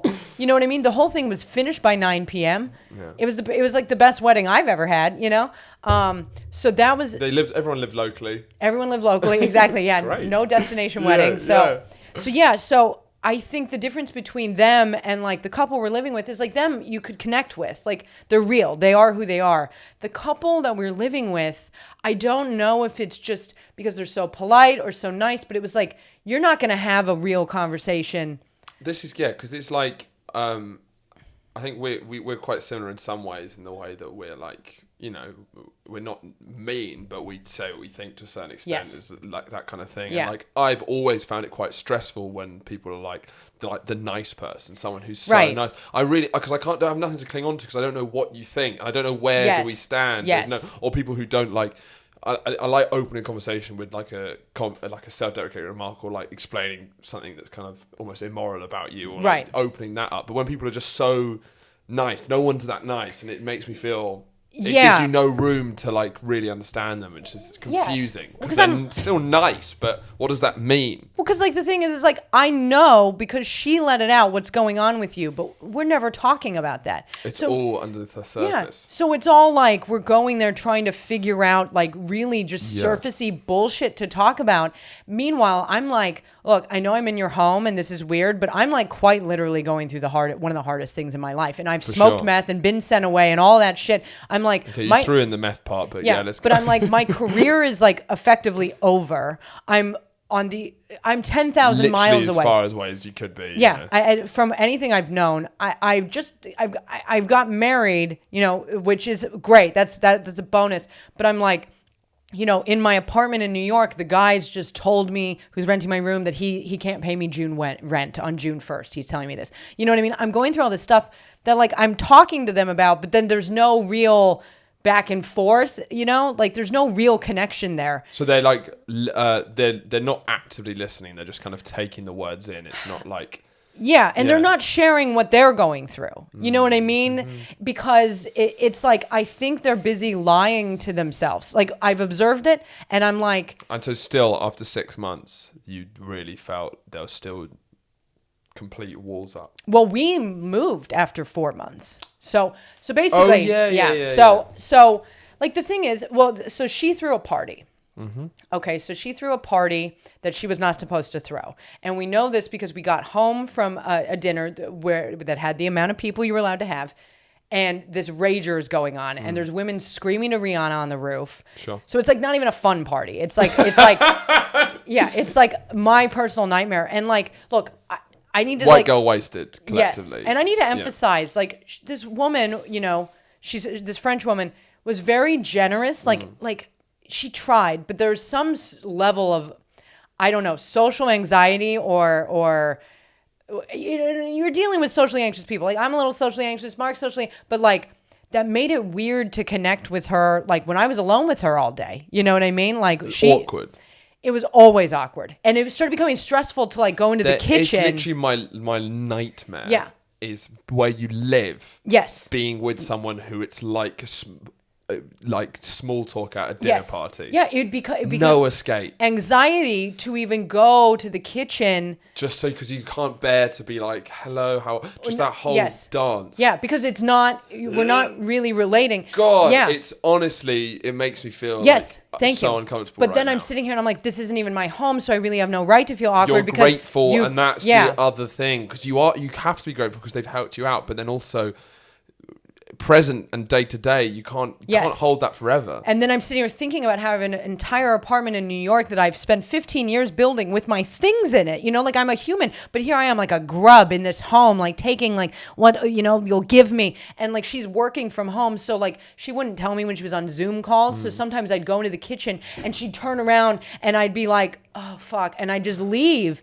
And so then the anxiety of even making their house and it's their things, and you're a guest, but it's 6 months. But we're paying you, but like we're not even supposed to be here. But then we're not even really friends. But then we'd have these nights where like they'd cook us dinner, but then we didn't even really want to eat the dinner because you had to talk to them. We had to talk to them, but it was also so unhealthy. And Mark and I are like healthy people. It would just be like dripping with great, you know, like there's one thing he made, and I know I sound like a bitch complaining, but like I'd feel like shit after eating. I think after the shit you've been through, you're allowed to be a bit of a bitch. It's like he'd make pulled pork, it was delicious, but then he'd put it on top of macaroni and cheese, on top of like fucking tater tots. Which would just fuck up and if your body's not I'm used not to shitting. Doing that stuff. I'm not shitting, so I'm constipated, okay, on top of this, so I'm constipated, and then meanwhile I'm also trying to deal with my shit in New York with the apartment, because the dude who was renting my apartment in New York told me June 1st he couldn't pay me rent. But he was like, but don't worry, I'll stay and I'm going to work on getting you the money. And I'm thinking, so my roommate already hates him because the whole time, this guy had been a friend of ours,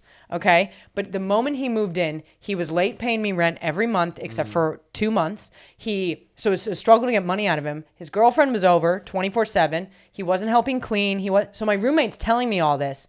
He's like, he's turned into a nightmare, this friend of ours. So I was like, the moment he says he can't pay rent, I'll get rid of him, and then I have to find someone else. So he says he can't pay rent. He says he can't pay rent, but he goes, "Don't worry, I'll stay." And I'm like thinking, "Don't worry." Yeah, and I'm like thinking, you tone deaf motherfucker. Like, you've been a nightmare. This all halfway across the world. Yeah, I'm like, you've been a night. So then he says to me, this was what's crazy. So I was like, all right. I say to my roommate, I'm like, Joe, I'm gonna tell him that I have somebody to rent the room, and that I know some. So I'm like, hey, actually, don't worry about it. Just leave because I have someone who needs a room. And he's like, really? Okay. Amazing. And then he goes, well, listen, like, just to let you know, like, I'm getting tested for coronavirus tomorrow. And he's been going to all the Black Lives Matter protests and whatever, because he's like this activist who, fucks his friends over financially. Oh, so like one of those people who has incredible social morals, yes, but personal morals they don't give a fuck It seems about. to not give a shit. Yeah. So he's been going to these protests, and then he tells me he's getting tested for coronavirus. And I'm like, oh, well, have you told my roommate, Joe? And he's like, no, I haven't told him. And I'm like, well, if you think you have fucking coronavirus, you should probably tell the person you're living with.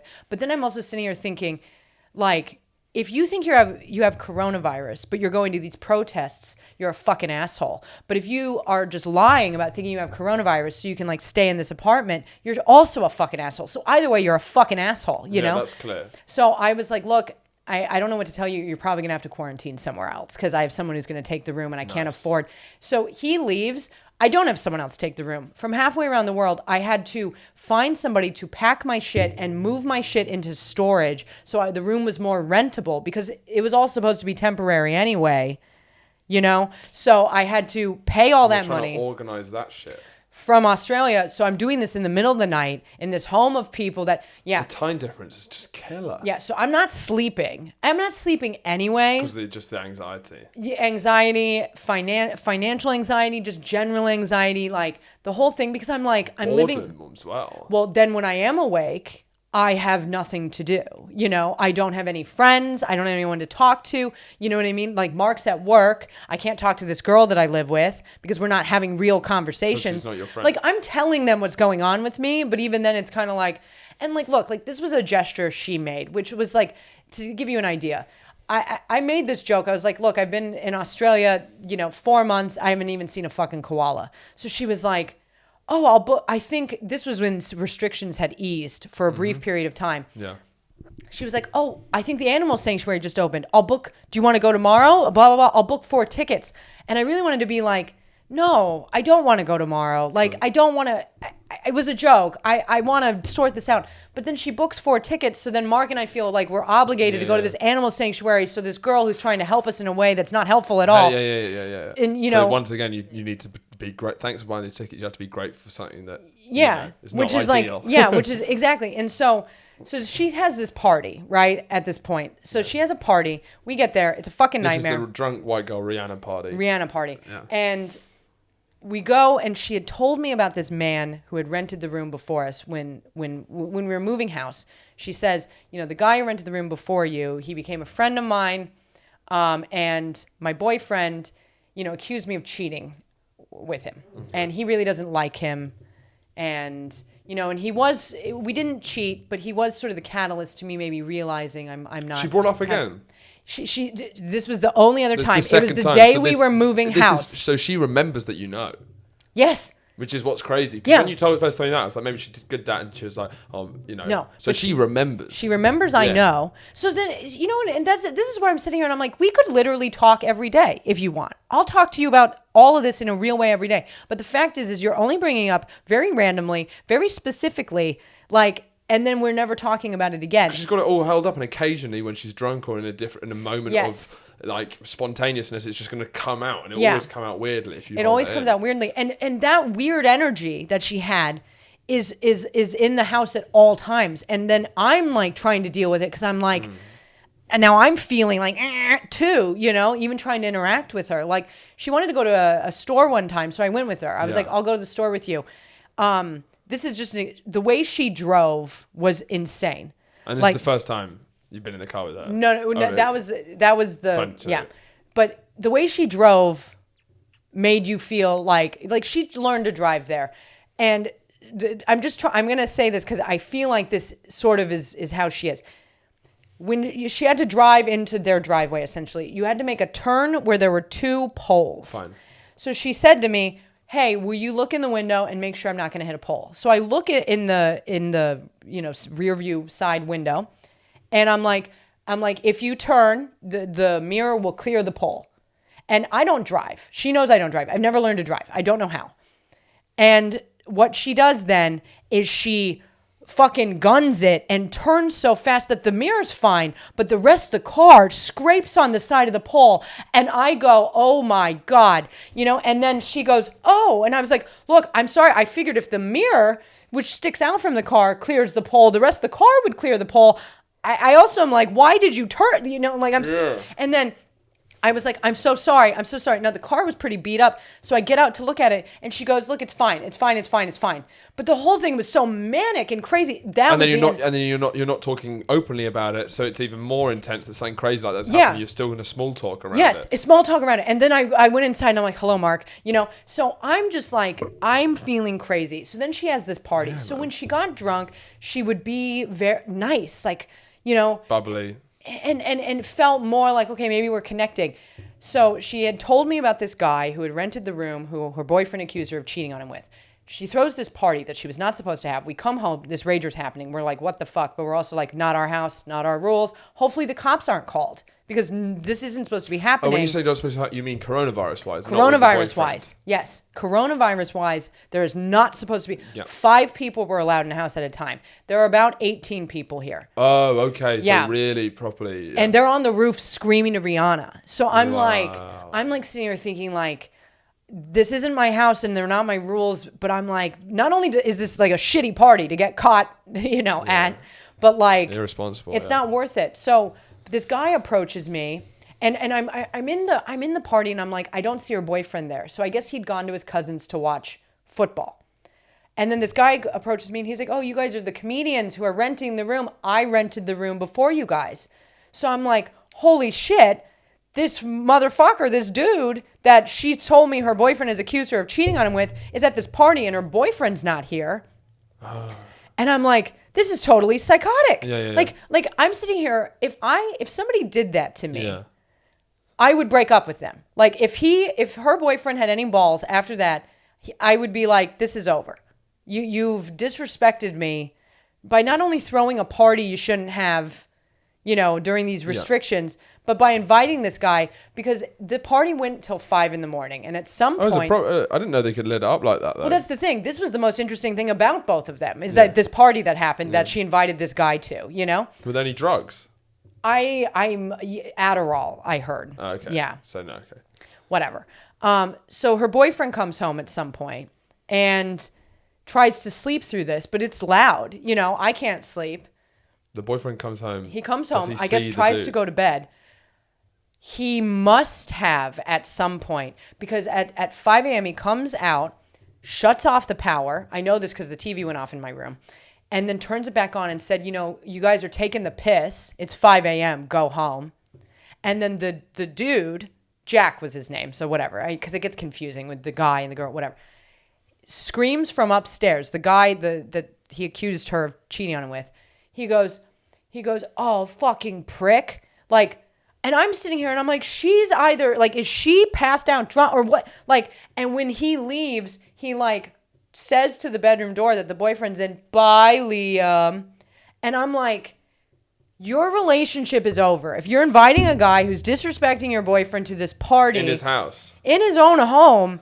And I'm like, and you're a cuck for, like, letting this fucking happen. Cuck city, man. That's insane. You've already been cucked when she said she's not in love with you anymore and you're deciding to stick with it. Like, because their life was so fucking boring. It was like they would play video games, they traveled a lot, but in my opinion, people who travel a lot, that's the mark of them being uninteresting as people in general. Because you have to go mine what's interesting about you from other places. I see that sometimes. Yeah. Sure. I mean, I'm not saying every time, but so I at a point I was like, I'm going crazy having to make nice with these people. Mark is at work all day, working 6 days a week, which is fine because now at least we have money to survive. But I'm not doing comedy. I can't talk to anybody. My apartment situation in New York is a nightmare. You kind of weirdly got this sort of like rich Victorian housewife type thing where you're just kind of stuck at home all day with nothing to do and no housework to do either because, you know. Yeah, because it's all done for me and like living in sweatpants. Yeah. But the catalyst that got us out of there was basically, so at this point, Melbourne had gone into stage 2 restrictions, which meant there was outdoor dining, a little bit of indoor dining. And it was like that for maybe 2.5 weeks before they were like, we're going back into stage 3 lockdown. Yeah. So at that point, this bitch who never left her fucking house. That was the other thing. I was never alone there. And I thrive on being alone. I was alone in our bedroom, which was also, incidentally, like the first bedroom, covered in mold. Fine. So I'm like, I'm alone if I go on a walk, but it's cold because it's winter, or I'm alone in this mold palace. Again, my second moldy room in Australia. Never alone. Can't go to the kitchen to make a fucking cup of coffee without. It's too awkward. Because she's always there. But the night before they're announcing that they're going back into stage 3 because coronavirus had gotten bad again, she decides to go out to a bar. And I lose my fucking mind because I'm sitting here and I'm thinking, how fucking dare you live with other people? And if it's bad enough where they're announcing they're going back into lockdown, but you decide the one night you're going to go. So I was like, we're leaving. I was like, we have to leave this place. I can't take it anymore. I'm being driven. I mean, when I was talking to you, that's why you thought I was probably crazy. Because I'm sitting here just typing all this shit to you. I don't think you're crazy. I think the situation is crazy. And but you're responding pretty sanely to a crazy situation. But I was losing my mind, you know what I'm saying? Of course you are. And I'm sitting there and I'm like, we are fucking, I don't care how much money it costs at this point. I didn't say goodbye to them. I snuck out so I didn't have to say goodbye to them, which I have never done before in my life. Wow. And they're not bad people, but then I'm like... Do you think they disliked you? I think about that sometimes. Because they seem to like... they seem to quite like you.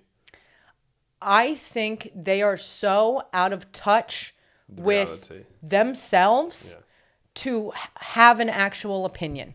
They are literally living a life that is so my absolute nightmare, you know, where they're not even really like talking to each other anymore. You know, they would buy a video game and both play it to shit for 4 days. First one of them would play it, then another one would play it. And I swear to God, when the second one was playing it, the other one watched. That's what they did. They just watched them play. Like they weren't That's having... the only way to like stimulate conversation. Yeah, like they were living in a fantasy they world. were banging.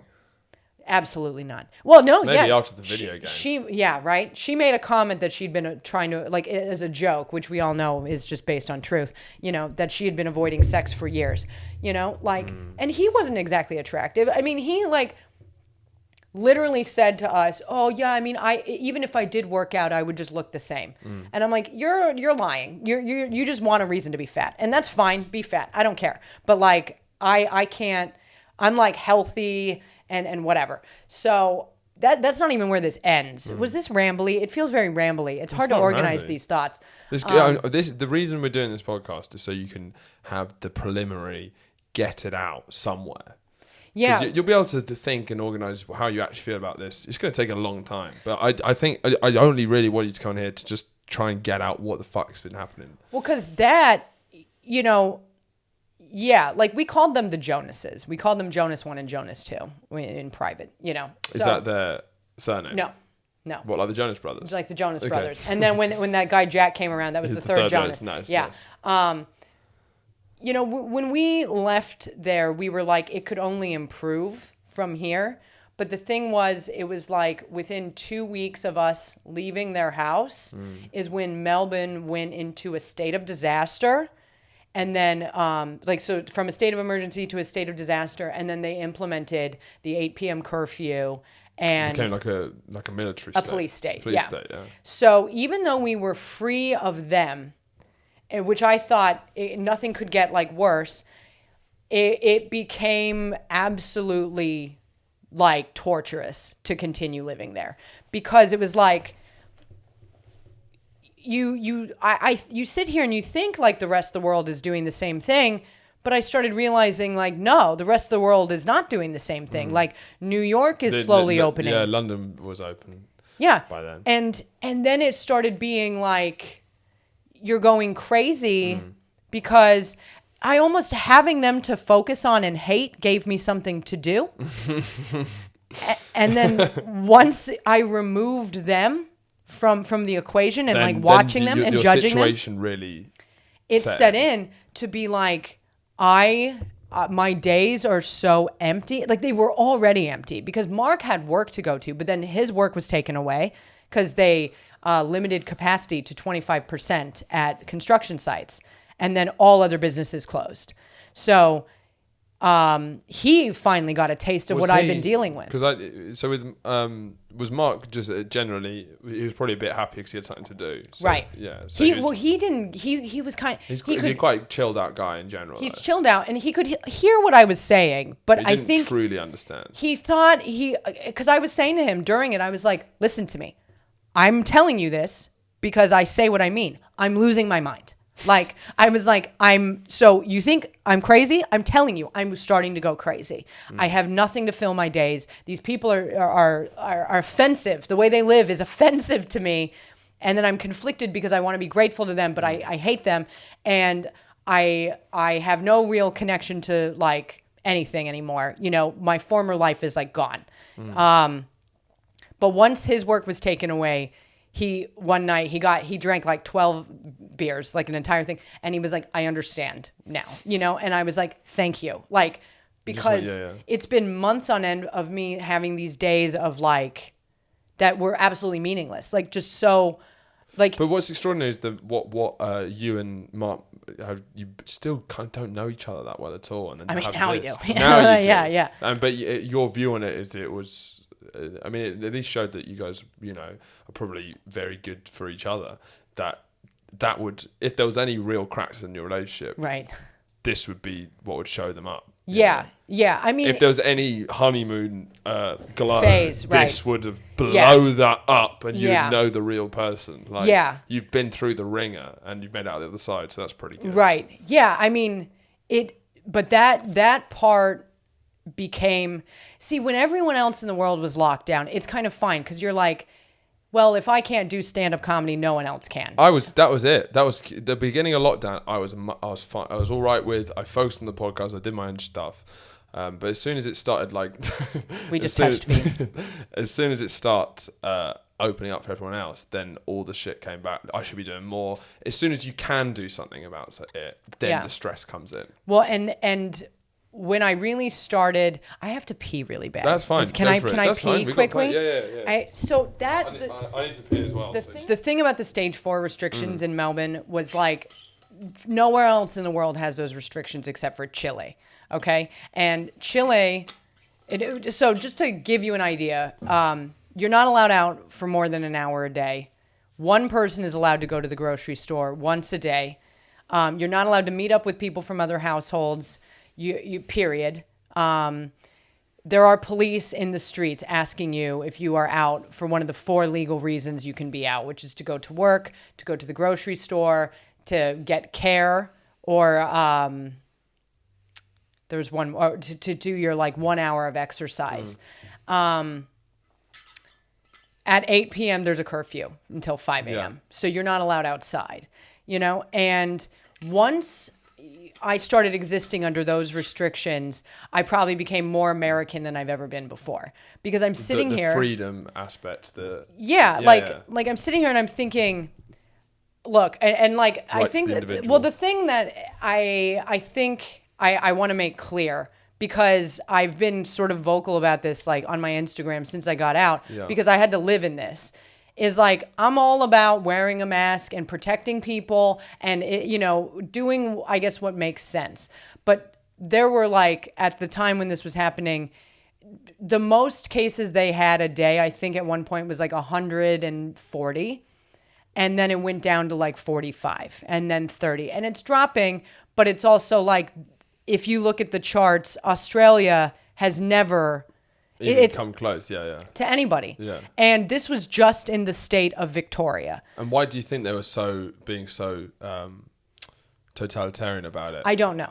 I do not know. Like, I guess the idea is they're trying to eradicate it as opposed to learn to live with it. Mm-hmm. But then it's like, I'm sitting here and I'm thinking, as someone who has already sort of lived like this for months before because I don't know anyone and I don't have a job and this and that and the other. I've already kind of been under those restrictions, but now they've tightened further because I can't be outside for a 5-hour walk. I can't go more than 3 miles. The brief respite's gone. Yeah, like because half the time I would leave their house for 6 hours and that's really what kept me okay. But now I'm like, I can't do that. If I go more than 3 miles from the home, I could receive a $1,600 fine. Fuck.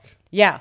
Like if I go out after 8 p.m., there's no store to open to go to, but like the anxiety that started to set in where you were like, I need an onion. I have 15 minutes to get an onion. I can't get that on. You know what I mean? You're like to make dinner or whatever. You're like, so stressful. You start to become, I'm like, if this is what it means to live here, then there's no point in being alive. This isn't life. This isn't living. I'd rather live personally, learn to live with the coronavirus than be forced and watched and shut inside. So this isn't me being an anti-masker or anything. This is me being like looking at it and being like, I think there has been a bit of hysteria in the way people talk about coronavirus, where because the effects of coronavirus can be so bad, it means that it's really hard to have even a healthy conversation about limiting restrictions and stuff and like really weighing up the pros and cons. Right. It sounds like you're not taking seriously coronavirus. Yeah. When there's other things, tanking the economy might lead to more damage and deaths than coronavirus. Like having an honest conversation about some of those things is really hard. It's just such an emotive topic. Well, because I wrote a whole thing. I don't know if you read it. I read it, yeah. But I wrote that like in my last 2 days there because, in Melbourne, like there was a woman who was arrested. It was an Instagram post just complaining about Melbourne being a police state, basically. Yeah, I mean, because there was a woman arrested for getting on Facebook and, allegedly organizing an anti-lockdown protest. I had some Americans reply to me saying like, oh, well, this is what people wish for in America, like having the government care like that, or like, or you're going to come back to America. Trump's letting everybody, just die or whatever. But I'm sitting here and I'm thinking, you haven't lived under this. You are from America. It's so very easy. Well, I'm sitting here and I'm like, if you participated or cared about the Black Lives Matter protests, which I support at all during coronavirus, then this should alarm you. You know what I mean? Because your right to protest was taken away in Australia. It was illegal to protest anything, including Black Lives Matter there during this time. It was illegal to go outside at certain hours of the day during this time, and they had cameras that were set up that would watch you to see if you broke these rules, like around the town that had already been set up prior, which is alarming anyway. So it's like I'm sitting here and I'm like, as crazy as an anti-masker might be to you, I just challenge you to look at like if your actual freedoms were taken away, which they were in the state of Victoria of Melbourne, I don't know if you would feel as comfortable with that, because it's like in America, you have the choice to stay home if you want to stay home, or you have the choice to leave right now, and go out and about. And there's comfort in that choice, I think. Whereas we weren't given a choice, in Melbourne and in Victoria. And then it's just equally, difficult to deal with, like seeing that all the surrounding states in Australia are open. People are doing stand-up indoors. They're going to beaches. Some of those borders are open to each other so they can travel. So it's like in Sydney, my friend like Kyle Legacy is gigging every night. Just hours away by airplane, And I'm in the place that's completely shut down. And then when I'm looking at the rest of the world, when I really started realizing, oh, England's not shut down like this. America's not shut. Nowhere's shut down like this except for Chile, which has hundreds of thousands of cases and deaths, when Australia doesn't have anything like that. It made me afraid. And probably because of what I went through when I was a kid, it made me feel that sense of trapped and lacking choice. And it does frighten me to think that legally currently, Australians, if you are a resident of Australia or if you are Australian, you are not legally allowed to leave your country right now without an exemption from the government. You cannot get on an airplane. So it's like, I'm lucky because I got to leave because I'm not a resident there. I'm an immigrant. What about the people stuck there? But if you so our one friend basically that we met there, I don't want to say his name, but we call him a friend of mine. We call him Salt and Pants. We'll just call him Salt and Pants. Yeah. He's a resident there. Kathryn guy. Yeah. He's a resident there. His girlfriend's not. She's like, I want to go back to Sri Lanka. I don't want to be here anymore. I never want to be here again. I want to go see my family, but I don't want to leave him. Never want to be here again. I mean, it got that far. It's when we left. Do you think you would ever go back to Melbourne? I don't know. Yeah, that's really because you don't know what Melbourne's like. I have no idea what it's like. It was closed the entire time. So you genuinely have no idea. But this is so frightening to me. And then it's so almost triggering even thinking of Melbourne or even the idea of getting stuck there somehow again. Yeah, because you didn't expect this to happen anyway. Like 10 years from now, you go there to visit and somehow you get stuck there again. Right. You get injured, you get stuck. When a lot of people have said to me so many things like, oh, look, it could be worse. But you could be in China where that is the government. And I'm like, I hear you. Like, China and Russia. That's not making me feel better. It's not making me feel better, but also you could be in Saudi Arabia. Right. What does that mean? Well, it's like Australia doesn't advertise as being like that. Yeah. So do you know what I mean? Like I'm like sitting here thinking that would I have? It's a Western free democracy. Right, but not because Dan Andrews, the premier there, pretty much made this call, and like as data and research is coming out, it's showing like the curfew isn't doing anything to curb the virus. It's just a control tactic. And so I'm sitting there and I'm like, that is and. Realistically, Australians have been incredibly compliant. So they're fine. These protests that have happened where people are like, I want my rights. There haven't been a lot of attendees. So even so, they're like, you're ruining it for other people. And I'm like, they're really not. Like, I see that other anti-masker side now, more than I probably ever did. Yeah, and it's just like also the danger of when the government have like a remit to clamp down controls and a remit that we're like, well, the scientists say that we should be doing this, let's trust them. What else can they put in with that same sort of relationship? Yeah. First it's lockdown, that seems fair enough, and they can add things that can start to play in their favor. And that is scary to me, and I think like when I posted, things about that, I did find people unfollow me, and I don't know if it's because they see me as like this crazy person. Well, you found they unfollow you because you got I have an the app that tells you. Because I have the app. But I found that interesting because I was just like, all I'm saying is like the guy organizing those anti-lockdown protests in Melbourne is like a conspiracy theorist and has a very crazy idea like that the banks created coronavirus to kill off the weak. Pretty crazy. But I think it's equally crazy that when we left, we were on approaching 6 weeks of curfewed hardcore lockdown that they had extended by 2 weeks, and the government had extended their travel ban till December. And you know what I mean? I'm like, that's equally crazy when you look at how many numbers they have for this virus. So I'm like, when did it become cool to listen to the fucking government anyway? Yeah. Like, that's something I'm sitting here and I think about. Because I've never personally been like, oh, the government loves me, they're going to take care of me. Maybe because I'm from America, we don't have health care, shit like that. Yeah. But like friends of mine who I found to be so liberal, who are like, all cops are bastards, this, that, and the other, are like, well, you should be lucky that they care. Feel lucky that they care about their people. And I'm like, yo, that's not very punk rock at all. Like, they're literally keeping us indoors. Like, can't you make the choice?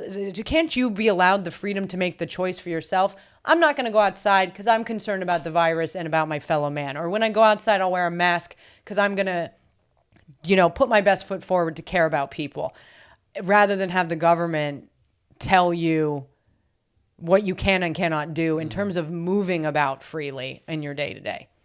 Yeah. I mean, and maybe it's because I'm American and we're spoiled, we're like, America, like, I want my freedoms exactly the way I want them.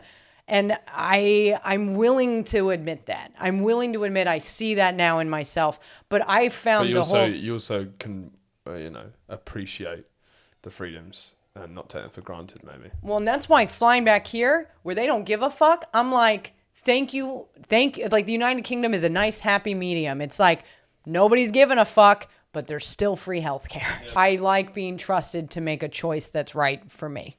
Yeah. It's interesting. I mean, I guess like politically, I'm in the set sort of quite anti-establishment, left progressives, but I really don't know how I feel about coronavirus, and like if there was another lockdown coming in, I don't know. I guess my real view is that if we're going to lock down again, we should only lock down people who are at risk, and that young people who it's clear, there are anomalies. Young people are not at risk. Right. There are anomalies, but there's anomalies in any disorder. In general, young people, we're not at risk of dying from coronavirus, really. We're really not. And so maybe instead of locking down people who don't need to be locked down, they can keep the economy going and keep life going. Yeah. I think there is a way to compromise it a bit that's not so radical. But I don't think there'll be another lockdown. Certainly, I don't think you could lock down London again. Well, and I just, after, I don't know. So I was surprised about how uncompliant Londoners are as well. They really I'm thrilled, frankly, because the Great Escape. Sorry, explain the Great Escape. So how you managed to finally get out. So, we had booked a flight I'd been watching flights. So when I finally booked the flight, we had a month left, essentially. We had about 5 weeks left. And that's like right when it went into stage 4. And we were like, we need to get out of here. But they're so expensive. And incidentally, they've now skyrocketed. We got very lucky. How did you get cheaper flights? I had time. I had time to watch like every day and picking airlines was tricky though, because when we finally decided we would come to the UK over America, just because America is so iffy, especially with Mark being an immigrant, like here they're like, welcome. And I'm like, hello, thank you. Yes, I was happy to be here. But we were concerned about that. And also I needed to be back here to work on my paperwork before Brexit. So that was another pretty motivating factor, because if I do it after Brexit happens, then I technically won't get work rights here. So we flew back here. I was watching all the airlines, but the issue was there's travel corridors for the United Kingdom right now. So even though Australia is exempt and has been exempt the whole time, if we flew through the Middle East, we would have to have quarantined here for 2 weeks.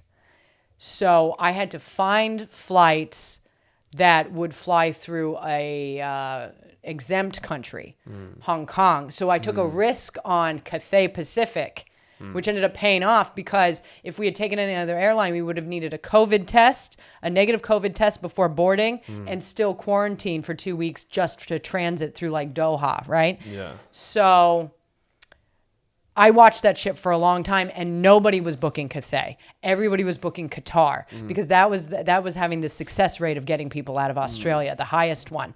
But I was one of the first people to probably book Cathay when the prices were low enough. I paid $1,400 for 2 flights. Okay, that's reasonable. Yeah. That's pretty fucking good. Yeah. So but we had to wait then like 6 weeks from me booking the flight. But you would literally take anything. Anytime, you name it, just as long as you can get out. Yeah, and then we were really unsure if it was going to go. So how did you feel when you were leaving and like the plane left the ground of Australia? Well, we were stopped by customs trying to leave Australia, because we had applied for these COVID visas that had come out, and they didn't know what it was. And I'm like, you don't even know what your own fucking visas are that your government's offering? So they were like asking us a lot of questions. We thought it might have to have done with like Mark working, and we were really fucking like, fuck, And they also... 'Cause they got mad immigrant laws in Australia. And like the bottom line is like, we at this point... we'd like to go back, or have the option to go back. But he's like, what was I supposed to do? If they gave me a job and I paid taxes on the money I made, but I didn't have the right paperwork during a time like this. Oh God, yeah. You know what I mean? It's just like, fuck you. What is he gonna do? Yeah. But when we got on that plane, and it's sad, because I'm like, I have no idea. To some degree, I'm like, I have no idea what this country is like, and I hate it. Yeah, and that's understandable. It's like you don't actually hate Australia because you don't know Australia, but it still will always be tainted by that harrowing experience. I can't imagine. It's just the whole story just brings up so many like things of like, freedom. It's so weird. The global events, the kind of just feeling trapped, that kind of suffocating feeling. Yeah. I mean, so how did it feel when you finally touched down in the UK? So I have a scent that I use it's like Balenciaga, that I found out when I got to Australia, was discontinued, but was being sold in pharmacies for very inexpensively over there. Yeah. So I purchased like 12 of them. Oh, yeah. So, but then I, like 2 days before we were leaving, I look at Mark and I was like, what's customs? And I was like, fuck me. Like, am I going to have, pay all this tax? Yeah. So I had separated it into all of our luggage. Yeah. So when we touched down in the UK, they didn't take our temperature. They didn't take our passenger locator forms or whatever. All this shit that they said that we needed. Nothing. Right? I do find that frustrating though, because that's why we have a problem. It's because we're so lax on those things. It was insane. It was insane. Like, take the temperature. Yeah. Do it there, and then don't be as. Oh, sorry. Yeah. Go on. No. So they didn't do anything, and then we walked through customs, and there's nobody even there. And then when I walked outside, I was like, "Thank fuck it." I was like, like it took 2 days to be like, I'm not there anymore. It's one of the longest flights in the world, Australia to the UK. And we had to wear masks the whole time. Yeah. You know what I mean? Like, our flight from Melbourne to Hong Kong was empty.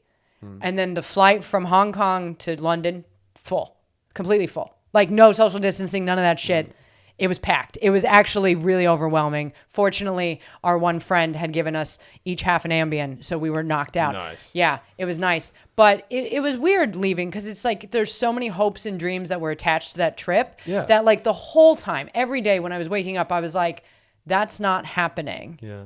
And when I was leaving, it was that kind of final thing of like, that didn't happen. And now a door to opportunity feels at least open to me again, because I'm like, they're still locked down right now as we record this under a curfew. Do you know what I mean? My quality of life, I've been here 7 days as of today, has improved drastically. I feel like that was a lifetime ago, That's great. I feel bad for them.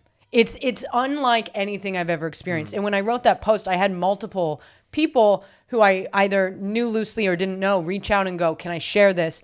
Nobody knows what it's like here. And I was like, I couldn't believe it. Nobody really knew. I only know because of your post. Well, that's the thing. Like, when I started realizing that, because I was talking to my friend Darius Davies. Darius Davies is a comic here who, like, I can't say enough good things about. I know he's been... I had to stay off the internet, by the way, during all of this. I found it triggered me to suicide. I'm not even kidding. Seeing people enjoy their lives and just get on with stuff. And be unable to make the choice to do that for myself. And it was very hard. I've never been suicidal in my life, except when I was in Melbourne, which I found so crazy to read on an article saying suicide rate has not gone up in Victoria during this. I'm like, I don't believe you. Because as a non-suicidal person, I thought about taking my life multiple times. And I'm not using that lightly. Like, I really felt like there was no light at the end of it. Like, you know what I mean? I was like, but that was because you're not someone with the mental disposition to be suicidal. No. But the circumstances were so aggressive, it was enforced on you. It was such a most people who take their own lives, it's really internal, but yours was so external. Your issues. It felt like it was so clear why you felt how you did, and it felt like no one cared. Yeah, I had to really grow a lot inside myself to recognize somebody checking on me I shouldn't be hinging my self-worth on that. And because there's nothing they can really do anyway. You know what I mean? Because I would be like, here everybody is living their lives. Nobody cares what's happening to me. I'm just sinking away into the abyss. Like, I was getting really negative, which was something I had to like control eventually. I mean, the luck is that, there wasn't much going on really. But when you're on like social media, it looks like everybody makes it. I mean, even just somebody going to the fucking beach to sit down. Do you know what I mean? I'm like, I can't do that. So how did you manage your social media? I just didn't get on it. I got on social media. I during my last 6 weeks there, I would get on maybe twice a week, just in case somebody wanted me to do a podcast or something like that. You know what I mean? Like, Just So when we were messaging, were you just on there to like? That was before I did it, because that was more in June, July. Yeah. You know. So near the end, it came on. I couldn't. I couldn't. It was actually alarming how much it was affecting my mental health. I couldn't even talk to people really, like, because I was talking to Vittorio one day. He was like, "How are you?" And I'm like, I'm really struggling, you know, it's just another day of being suffocated by time and then being hard on myself because I'm not doing anything creative with the time, but I don't feel like doing anything creative because I feel like the walls are closing in on me. And I'm like, how are you? And he's like, I did my first gig, you know, and I'm like, and he's not me, you know what I mean? Like, what are you supposed to say to somebody in a situation where they're not allowed to do anything? So I basically had to stop talking to people and I had to get off, and we started doing yoga, like hardcore. But even then, it was kind of like at points, Mark was just like, God, I'm feeling this. And I'm like, I know. I've been feeling this way when you were at work. Like, I've been feeling this way for months. Welcome. Like, it's torture. Yeah. And then to what end? You know what I mean? Because they're sitting there saying they want to get down to 5 cases a day before they let people live again. And they're still at like 45. So it's kind of like, I'm not going to say I know what the right answer is, but I can say I've never felt more mentally unstable. I didn't even know I was starting to email asking for spots here. And like, I got left on red by somebody who still hasn't replied to me, by the way. But the way it made me feel when I was in that small world was like, unbearable. Like, please don't ignore me. I'm dying over here. Yeah. Which is like not a normal way. Like anything is so amplified. It's so amplified because you just all you have is time. I mean, we started watching the fucking Australian Bachelor. We were asleep by like 11 p.m. every night because it would be like, oh, we're gonna do yoga, and at 7:30 the Bachelor's on. And we're not these people. I did learn how to decarboxylate weed in a dorm room. That was pretty much the last place we stayed. It was a dorm room without an oven, with no smell. So I do have a new skill. I think it's decarboxylate. So make weed so you could cook with it. Oh, yeah, because that's what the challenge is trying to find. So to make edibles, basically. Yeah, because we couldn't smoke in the dorm room, but we couldn't go outside because there's cops. So, and I had no oven, and I couldn't make it smell. So I had to find a way to do that. So now I know how to do that. Good. Yeah, that was very great. Good. But do you know what I mean? I was like, that fills an afternoon. And then you've about a lot of afternoons. 28 more, And I've just never... It was harder to be in that than it was to be sent away when I was 15. Because do you think it's probably the hardest thing you've ever done? The hardest thing that's ever happened to you? I think maybe, one of them, because I had to also deal with, for a very long time, the disappointment of having had things go so well for me recently. All my hard work. Yeah, your comedy's going well. You meet the love of your life. Yeah. You're seeing the world. Like, things were fine. Yeah. Like, and look, with that said, it's not like my life has been shit the last few years. Like, we all have ups and downs and whatever. But I was like, there was so much hope. I was like, this is really... I'm like, this is going to be wonderful. I've never been happier with my life, and I've worked really hard, and a lot of people work really hard, and I know this has touched everybody in some way. So I'm not trying to minimize, and some people worse than me, but it was like having to consistently be letting go of like the hopes and dreams I had for this year based on flying there to do this festival that's canceled, and now I'm trapped there, and I can't get government funding from them, and I can't get government funding for me from my own government. Nobody gives a shit, and now everybody else is starting to live, but I'm still trapped here, and nobody cares. And why should they? Because if I could go outside, I don't give a fuck about what's happening in Melbourne either. But like being there and then having my life be just so small, just this one little room, and then my hour outside a day, and then finding new deals at the grocery store is like the opposite of how I've ever wanted to live. Literally. And having no control or no say and no... But being forced into that life where you must have had so many like absurd thoughts where you were excited by a 3-for-2 deal on peppers or something. Like, oh my God, that's great. Or that's new. Or he's wearing, and then have all of these sort of things that someone in a content rhythmic life who lives on the conveyor belt, right, being excited for The Bachelor. Like, you must have genuinely been excited for it before you caught yourself realizing how ridiculous it was. Yeah. It must have come from a genuine place. Like, that is interesting. And knowing people were doing gigs over here, that's why I was like, I can't get on the internet. I have to literally convince myself this is the only life anyone is living.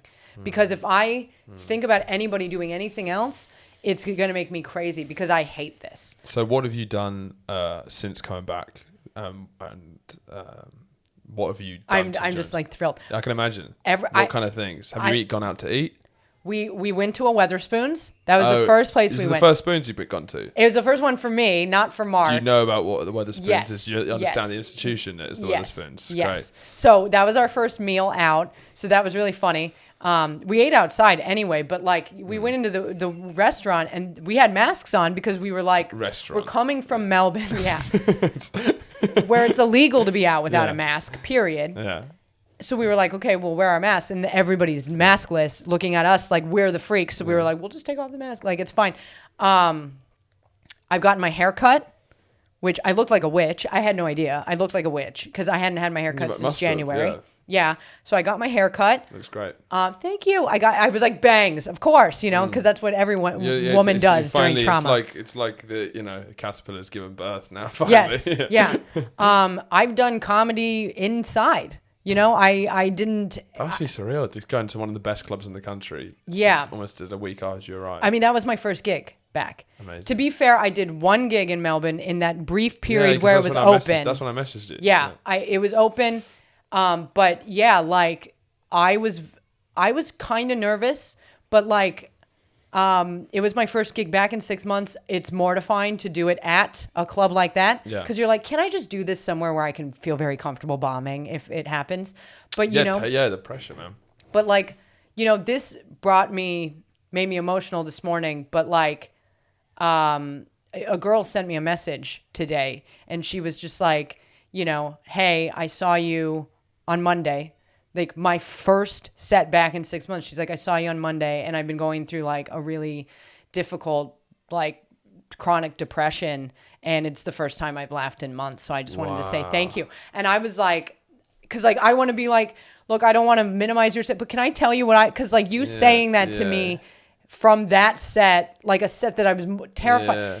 I was terrified while in Melbourne. Cause it was so easy to let your negativity spin out of control when you're shut in a room like that. Yeah. I was like, I emailed Top Secret thinking I was going to be on this nice big wait list of comics, because we're all trying to get back. And they emailed me back within hours being like, do you want to do a set the night you fly in? And normally I would have been like, yes, but I was like, I haven't been up in 6 months. I'm getting off a 24-hour flight. Probably shouldn't do that. But I started feeling in my mind, I was like, I'm going to go, I'm going to bomb. I'm never going to get booked again. And the anxiety of that would bring me to tears while in Melbourne. You know what I mean? Because I'm thinking I'll ruin my career once I get a chance again. Yeah. So it's just like, doing that set and having it just make somebody feel like that to the point where they felt like saying something to me. I just want to be like, like you've made my... And they have no idea how much that meant to you, really. No, because it's like... And I didn't want to like... Well, even though you know me, brevity's not my strong suit. I wanted to be like, after everything, like you saying that... For a set that gave me so much anxiety... Yeah. Because now I've been there 2 nights, and I'm like, oh, I'm fine. I know how to do this still. But I was scared thinking, what if I can't be quick anymore? Because reacclimating into society after being that isolated for that long, essentially 6 months. I mean, I saw as many people to talk to in a real way for as many months as I was there. Yeah. Like 6. Like I haven't... So even trying to re-socialize, like at that club, for sure. It's like coming out of prison. prison. Weird. Yeah, and it felt a lot like coming out of that program where it's like you're just conditioned. Acclimatizing. Yeah, and it's been weird because I'm already a little like weird and awkward, but like trying to. Sure. Yeah. Yeah, but I'm just so grateful. Yeah. And I keep wanting to tell people because I'm like, I know you, I guess, have been moving around for 2 months, but this is my first time back out. I guess because what I'd be stressed if I was in your position right now, Which part of the reason why I think it's good to get it all on this podcast is what would be so stressful is like, imagine someone's not on social media and doesn't follow you and just runs into you and says, "Hey, how you been?" Yeah. What are you going to say? You can't tell this. Like, I wouldn't hate to be, you can't keep telling this story. You can't even express how you've been. Yeah. So you can't really say anything. I find that so stressful. That's part of the reason why, like, I even use social media and like do podcasts and stuff. Is I do want people just to have a vague idea of how I've been, so I don't have to just constantly, Right. Yeah. I mean, it's been a little like thinking about how will I write this into material. Sure. Because this is a unique situation. You know what I mean? Yeah, it's hilarious. I've always said it's just as bad as it is for you. It is objectively a very funny thing. Yeah, well, and I think emotional and interesting. The only way I figured out how to do it is like, I'm new in this country and I don't have any credit, and I need credit in order to get an apartment, right? Like to sign a lease.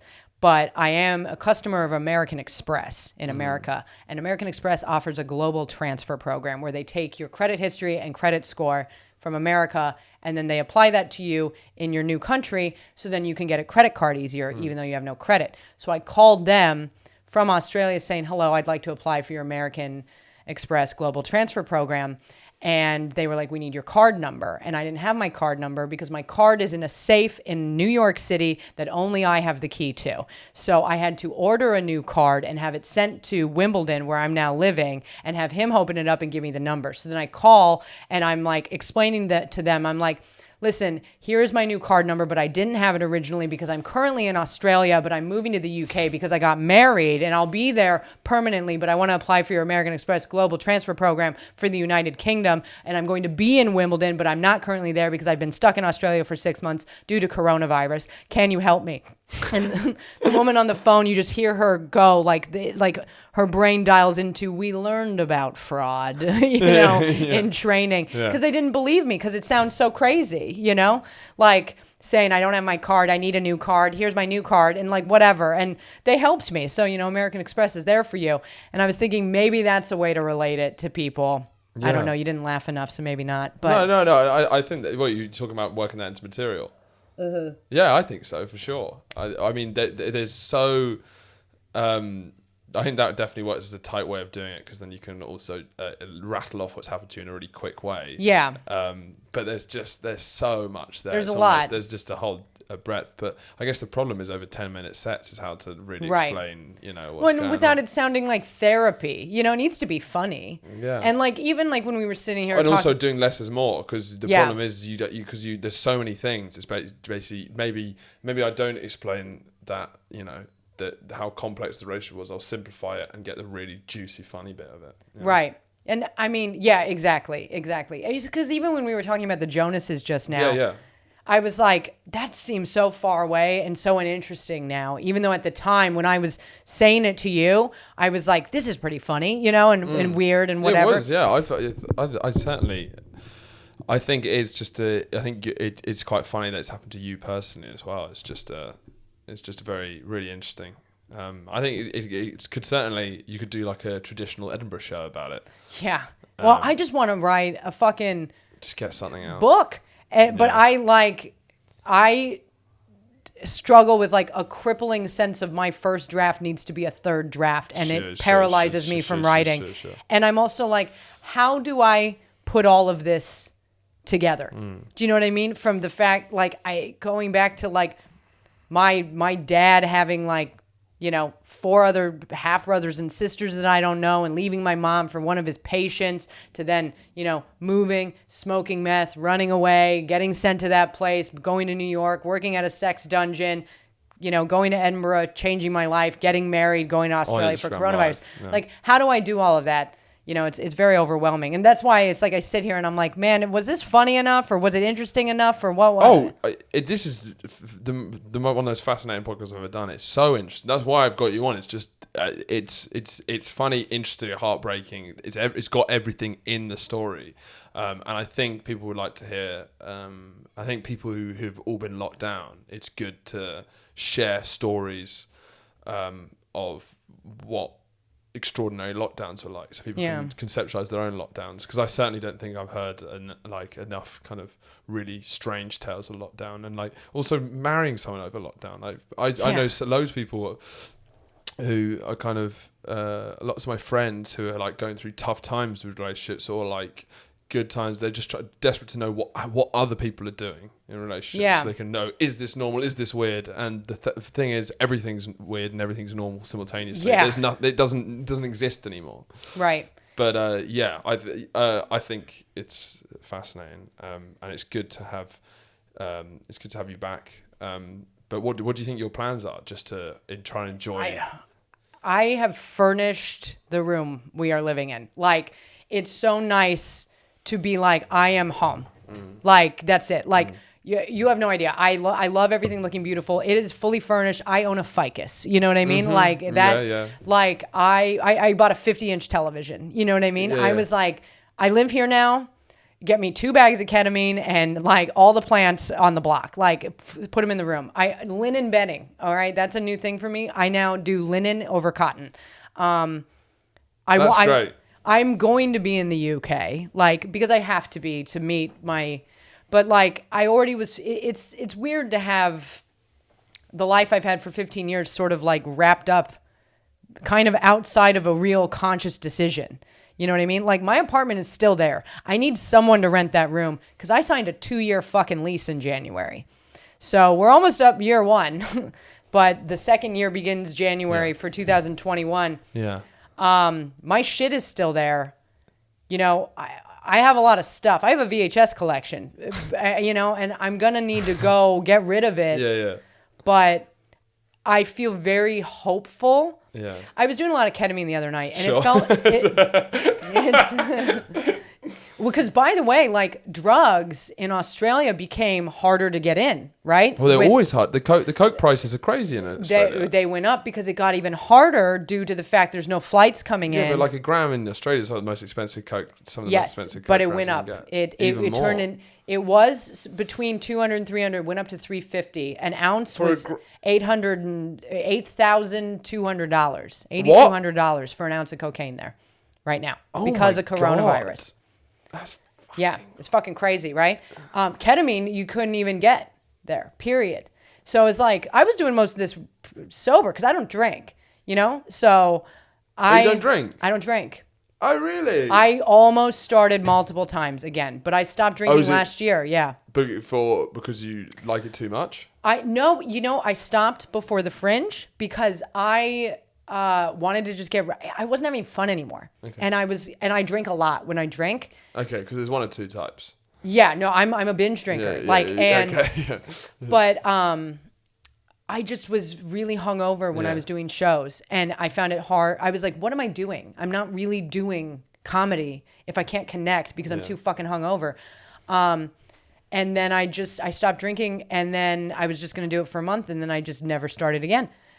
Because I saw the improvement in my comedy so much that I was like, it's not worth it to me. Huh? When you're not drinking. When I'm not drinking, yeah. Just my mind and whatever. So then when comedy wasn't a thing, when I was in Australia, I considered going back to drinking, and I was like, just don't. Like, I don't miss it.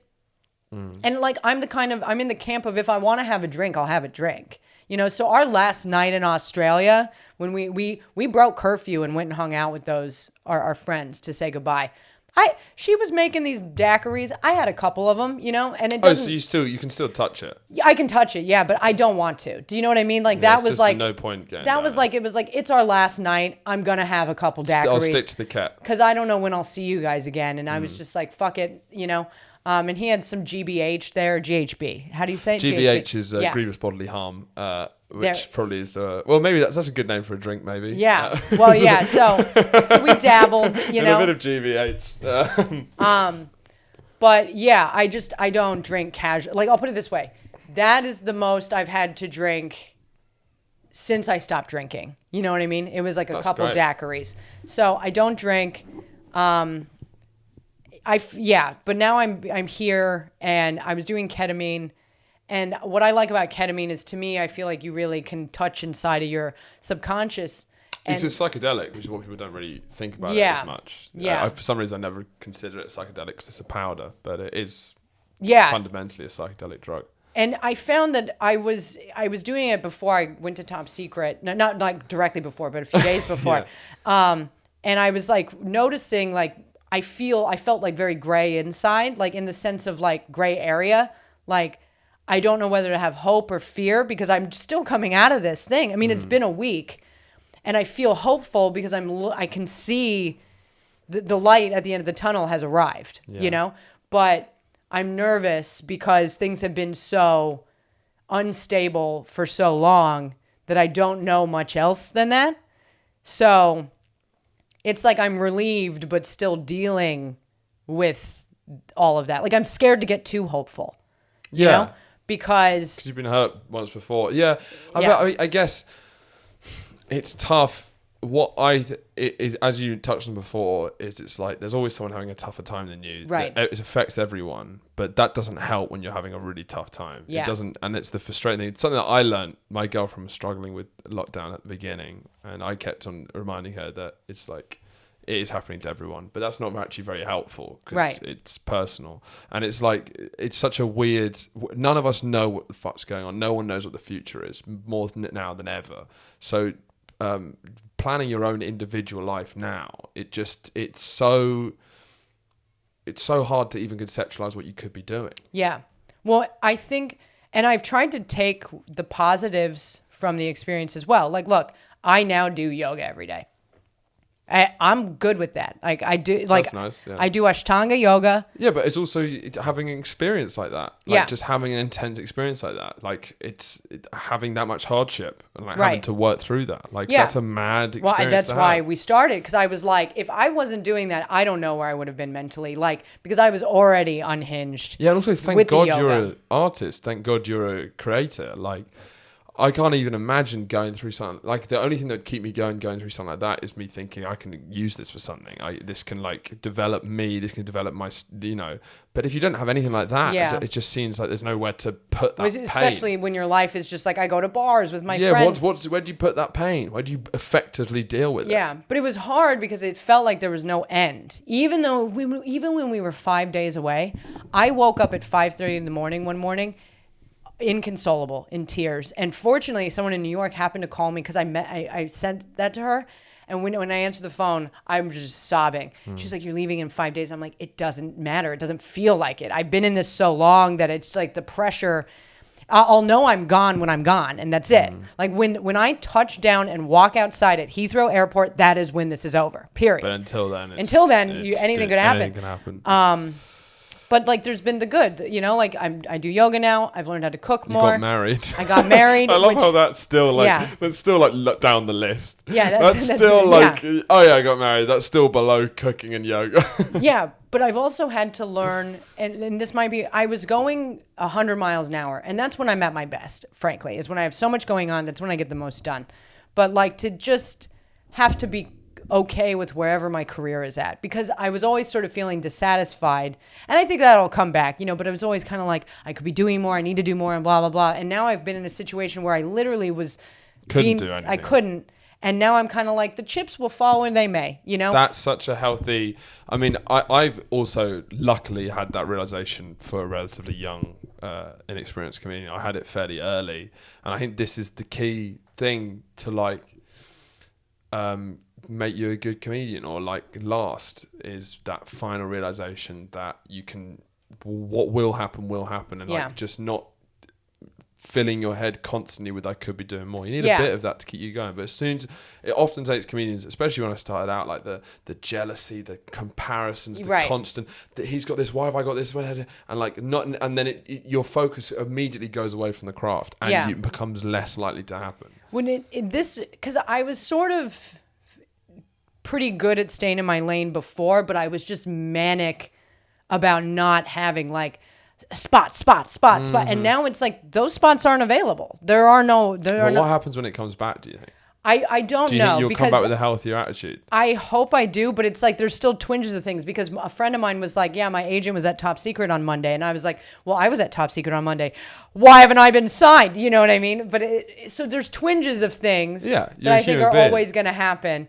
But being forced to take a step back and recognize that the spots aren't even available if I want them. Like, I don't know. I'm just hoping I can kind of keep the attitude of like, maybe it's Saturday night and maybe I don't have a gig and maybe that's okay and I can enjoy my Saturday anyway. Does that make sense? That's something that I've struggled with, and because I can't imagine how you were. Part of the reason, so I did like a daily podcast over lockdown, and basically I'd realised I was gigging 3-4 times a week before, maybe 5 times, and my body, the chemicals in my body, at around 8 p.m, 10 p.m. every night, I'd get a huge rush of adrenaline because I'd be on stage. And your body's used to that. Yeah. And even when I was gigging like that, the days I was off, I had to go out. I had to see a movie. I had to eat some weird food. Right. I had to go experience something because my body's like needs something.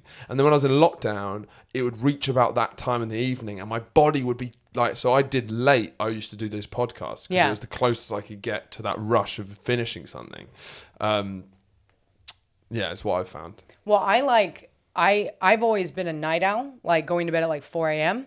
Yeah. Same. In Melbourne, you know, we were asleep by midnight, which is crazy. Yeah. Now, for the first like 5... Oh, yeah, that trying to flip that around after gigging the whole time, you just flip it. Yeah. Well, so my first 5 months there, I'll be clear, I was not sleeping. I was barely sleeping, which meant all of this was happening most of the time. You know what I mean? It was like I was Mark told me I started grinding my teeth when I was sleeping. Which is like crazy because that's how stressed I was. I couldn't sleep, and when I finally slept, I was like, but in our last month there when we were really doing yoga and whatever, and like I was eating my cooked weed, you know, I found a schedule, and like this is the first time now that I've been back in London for like, you know, a week, I'm like, I don't mind being in bed by 1, you know, and getting up at 9. And enjoying the morning and seeing. Yeah, like that I've never seen the right side of unless I was forced to go to work at the dungeon by 10, you know? Yeah. Like I was like, okay, like. You can do this. I have a sleeping schedule. I've always had insomnia. And now I had to find such peace every single fucking day when I was there to put myself to sleep or I wasn't going to sleep, you know? Through like yoga and this. Man. Yeah. So it's like there's some good, and I'm always a person who sees the good in retrospect. You know what I mean? Like we got very lucky, really, at the end of the day. Well, you seem like quite an optimistic person in general. I guess so, yeah, which I appreciate too. Because I think we have a similarity where because our comedy's cynical. Yeah. People might assume that I'm actually a very positive person, but my humor is cynical. Yeah. But cynical is very different to pessimistic. Right. Yeah. Well, and it was hard because I think while in that situation, I was sinking into the negativity a lot more. Because I mean, obviously, it felt like, what do I have to hang on to that's positive? I have nothing to look forward to. Not even. You'd have to be so delusional to hold on to positive things because you're in the world where everything is shit. Everything is shit. Yeah, it's shit, and it seemed like everybody was doing better than me as well. You know, that's what it feels. And it felt like I could project negativity a lot more, which then I think was making me feel suicidal, and you know. Whatever, but like I had to find a way to make, and like there were days where things just weren't okay, like in this last month there, like, you know, and Mark was so good with me because he didn't freak out at all. I think he did inside, but I'm like an outward freak out. And like some days he'd be like, are you all right? And I'm like, no. He's like, are you just having a rough one? I'm like, yeah, today's just, that needs to be all right. Yeah, because it was like, get better. Because there's no change. Yeah, you know what I mean? They can do. So it's like, I usually, if I don't like my situation, I'll change it and do something, but I couldn't. So it was kind of like just having to accept that it was bad and that would pass. And then I'd feel not good, but okay, you know? I think I'm gonna turn this into a 2-part show because I don't want to cut anything from it. But I think I'm going to put this as the first 2-parter because the normal episodes I do are 20 minutes and this is 2.5 hours, which is great. No, it's great. I have really enjoyed it, but do. I've got a gig. Me too. Where are you gigging? Somewhere very far. Where? It's southwest. The postcode starts with K. What's it called? I have to. Do you know what the gig's called? Yeah, I have to see. Okay, it's called Whole Lot of Comedy. Oh, I know Whole Lot of Comedy. Is it good? I did that. Yeah, it's fun. It's fun. Okay. She's lovely. It's Okay. very far west, but it's near where you live. Yeah. Yeah. It's good. She's really lovely. So. You'll have fun. It's a great gig. Yeah. But to wrap things up, what would you say to someone who is struggling in lockdown at the moment? There's nothing to say. Okay. Do you know what I mean? No, I do get what you mean. There is nothing to say because there was nothing anyone could have said to me that would have made anything okay at any point. Period. Okay. Nothing I could have said to myself. Now that I'm free, like I'm reaching back out to people in Melbourne, right? That I know, like I said thinking about you, and she read it and didn't reply, like the Sri Lankan girl. But I'm like, it's not helpful. You know what I mean? Like I am thinking about you and I love you and I care about you. Because they're still stuck out there. Huh? I know, because I'm like, there's nothing you can do for anybody. Like even the people who hit me up after I wrote the thing who were like this girl told me, she was like, I'm just moved here from America to be with my partner who's from New Zealand. Yeah. And we moved here in February and I hate it here. I hate it here. And reading that you got here in March, and she was like, I don't know what to do. Thank you for writing this. I don't know how to tell people what it's like here. I said to her, I was like, look, if you ever need to talk, but I'm also like, I know this isn't helpful because it doesn't fucking matter. I don't know what to say. Like, I will never become a resident of Australia. I'll just say that based on what I realize that government can and will do if given the choice. So I would say don't fucking move to Australia, but that's coming from a very biased perspective of having the experience I had. I've heard it's nice, but I wouldn't know. You've heard it here first. Thank you so much for coming on, Kathryn. And listen to my podcast. Oh, yes. No, please, anything you want to... Well, yeah, like, if you want to hear, like, the thing... I mean, we were talking about it, but it was also hard to record things when nothing's going on. Yeah. But we somehow managed to pretty much release one every week. Amazing. So it's This American Irish Life. Yeah. And is with me and Mark. So if you want to hear from the depths of it all, you have a nice record of like an almost diary of your mental health and every week in Melbourne. That is fascinating. So where can they find that? Apple Podcasts? Yeah, it's on Apple, Spotify, Google Play, like all the fucking things. Yeah. And any shows I have or whatever will be on my like Instagram or my website, which is follow Ugirl. You nasty. Ugirl, you nasty. Yeah. Yeah. You girl, you nasty. Follow on Instagram. Well worth a follow. And thank you for sharing, to be honest, because that was really, I really enjoyed that. Thanks for having me. Of course. Now I'll never talk about it again. No, it's just good that you could get it out. Yeah. No, I appreciate it. You. I appreciate you caring. I mean, No, I do. I did. I don't know why it's because I don't really know you that well. I don't know why it just triggered something in me just hearing that thing. It just seemed kind of wild. I don't know. I still don't really know why. But thank you for sharing. Thanks for having me. This has been Boys Gone Wild. This has been Kathryn Henson.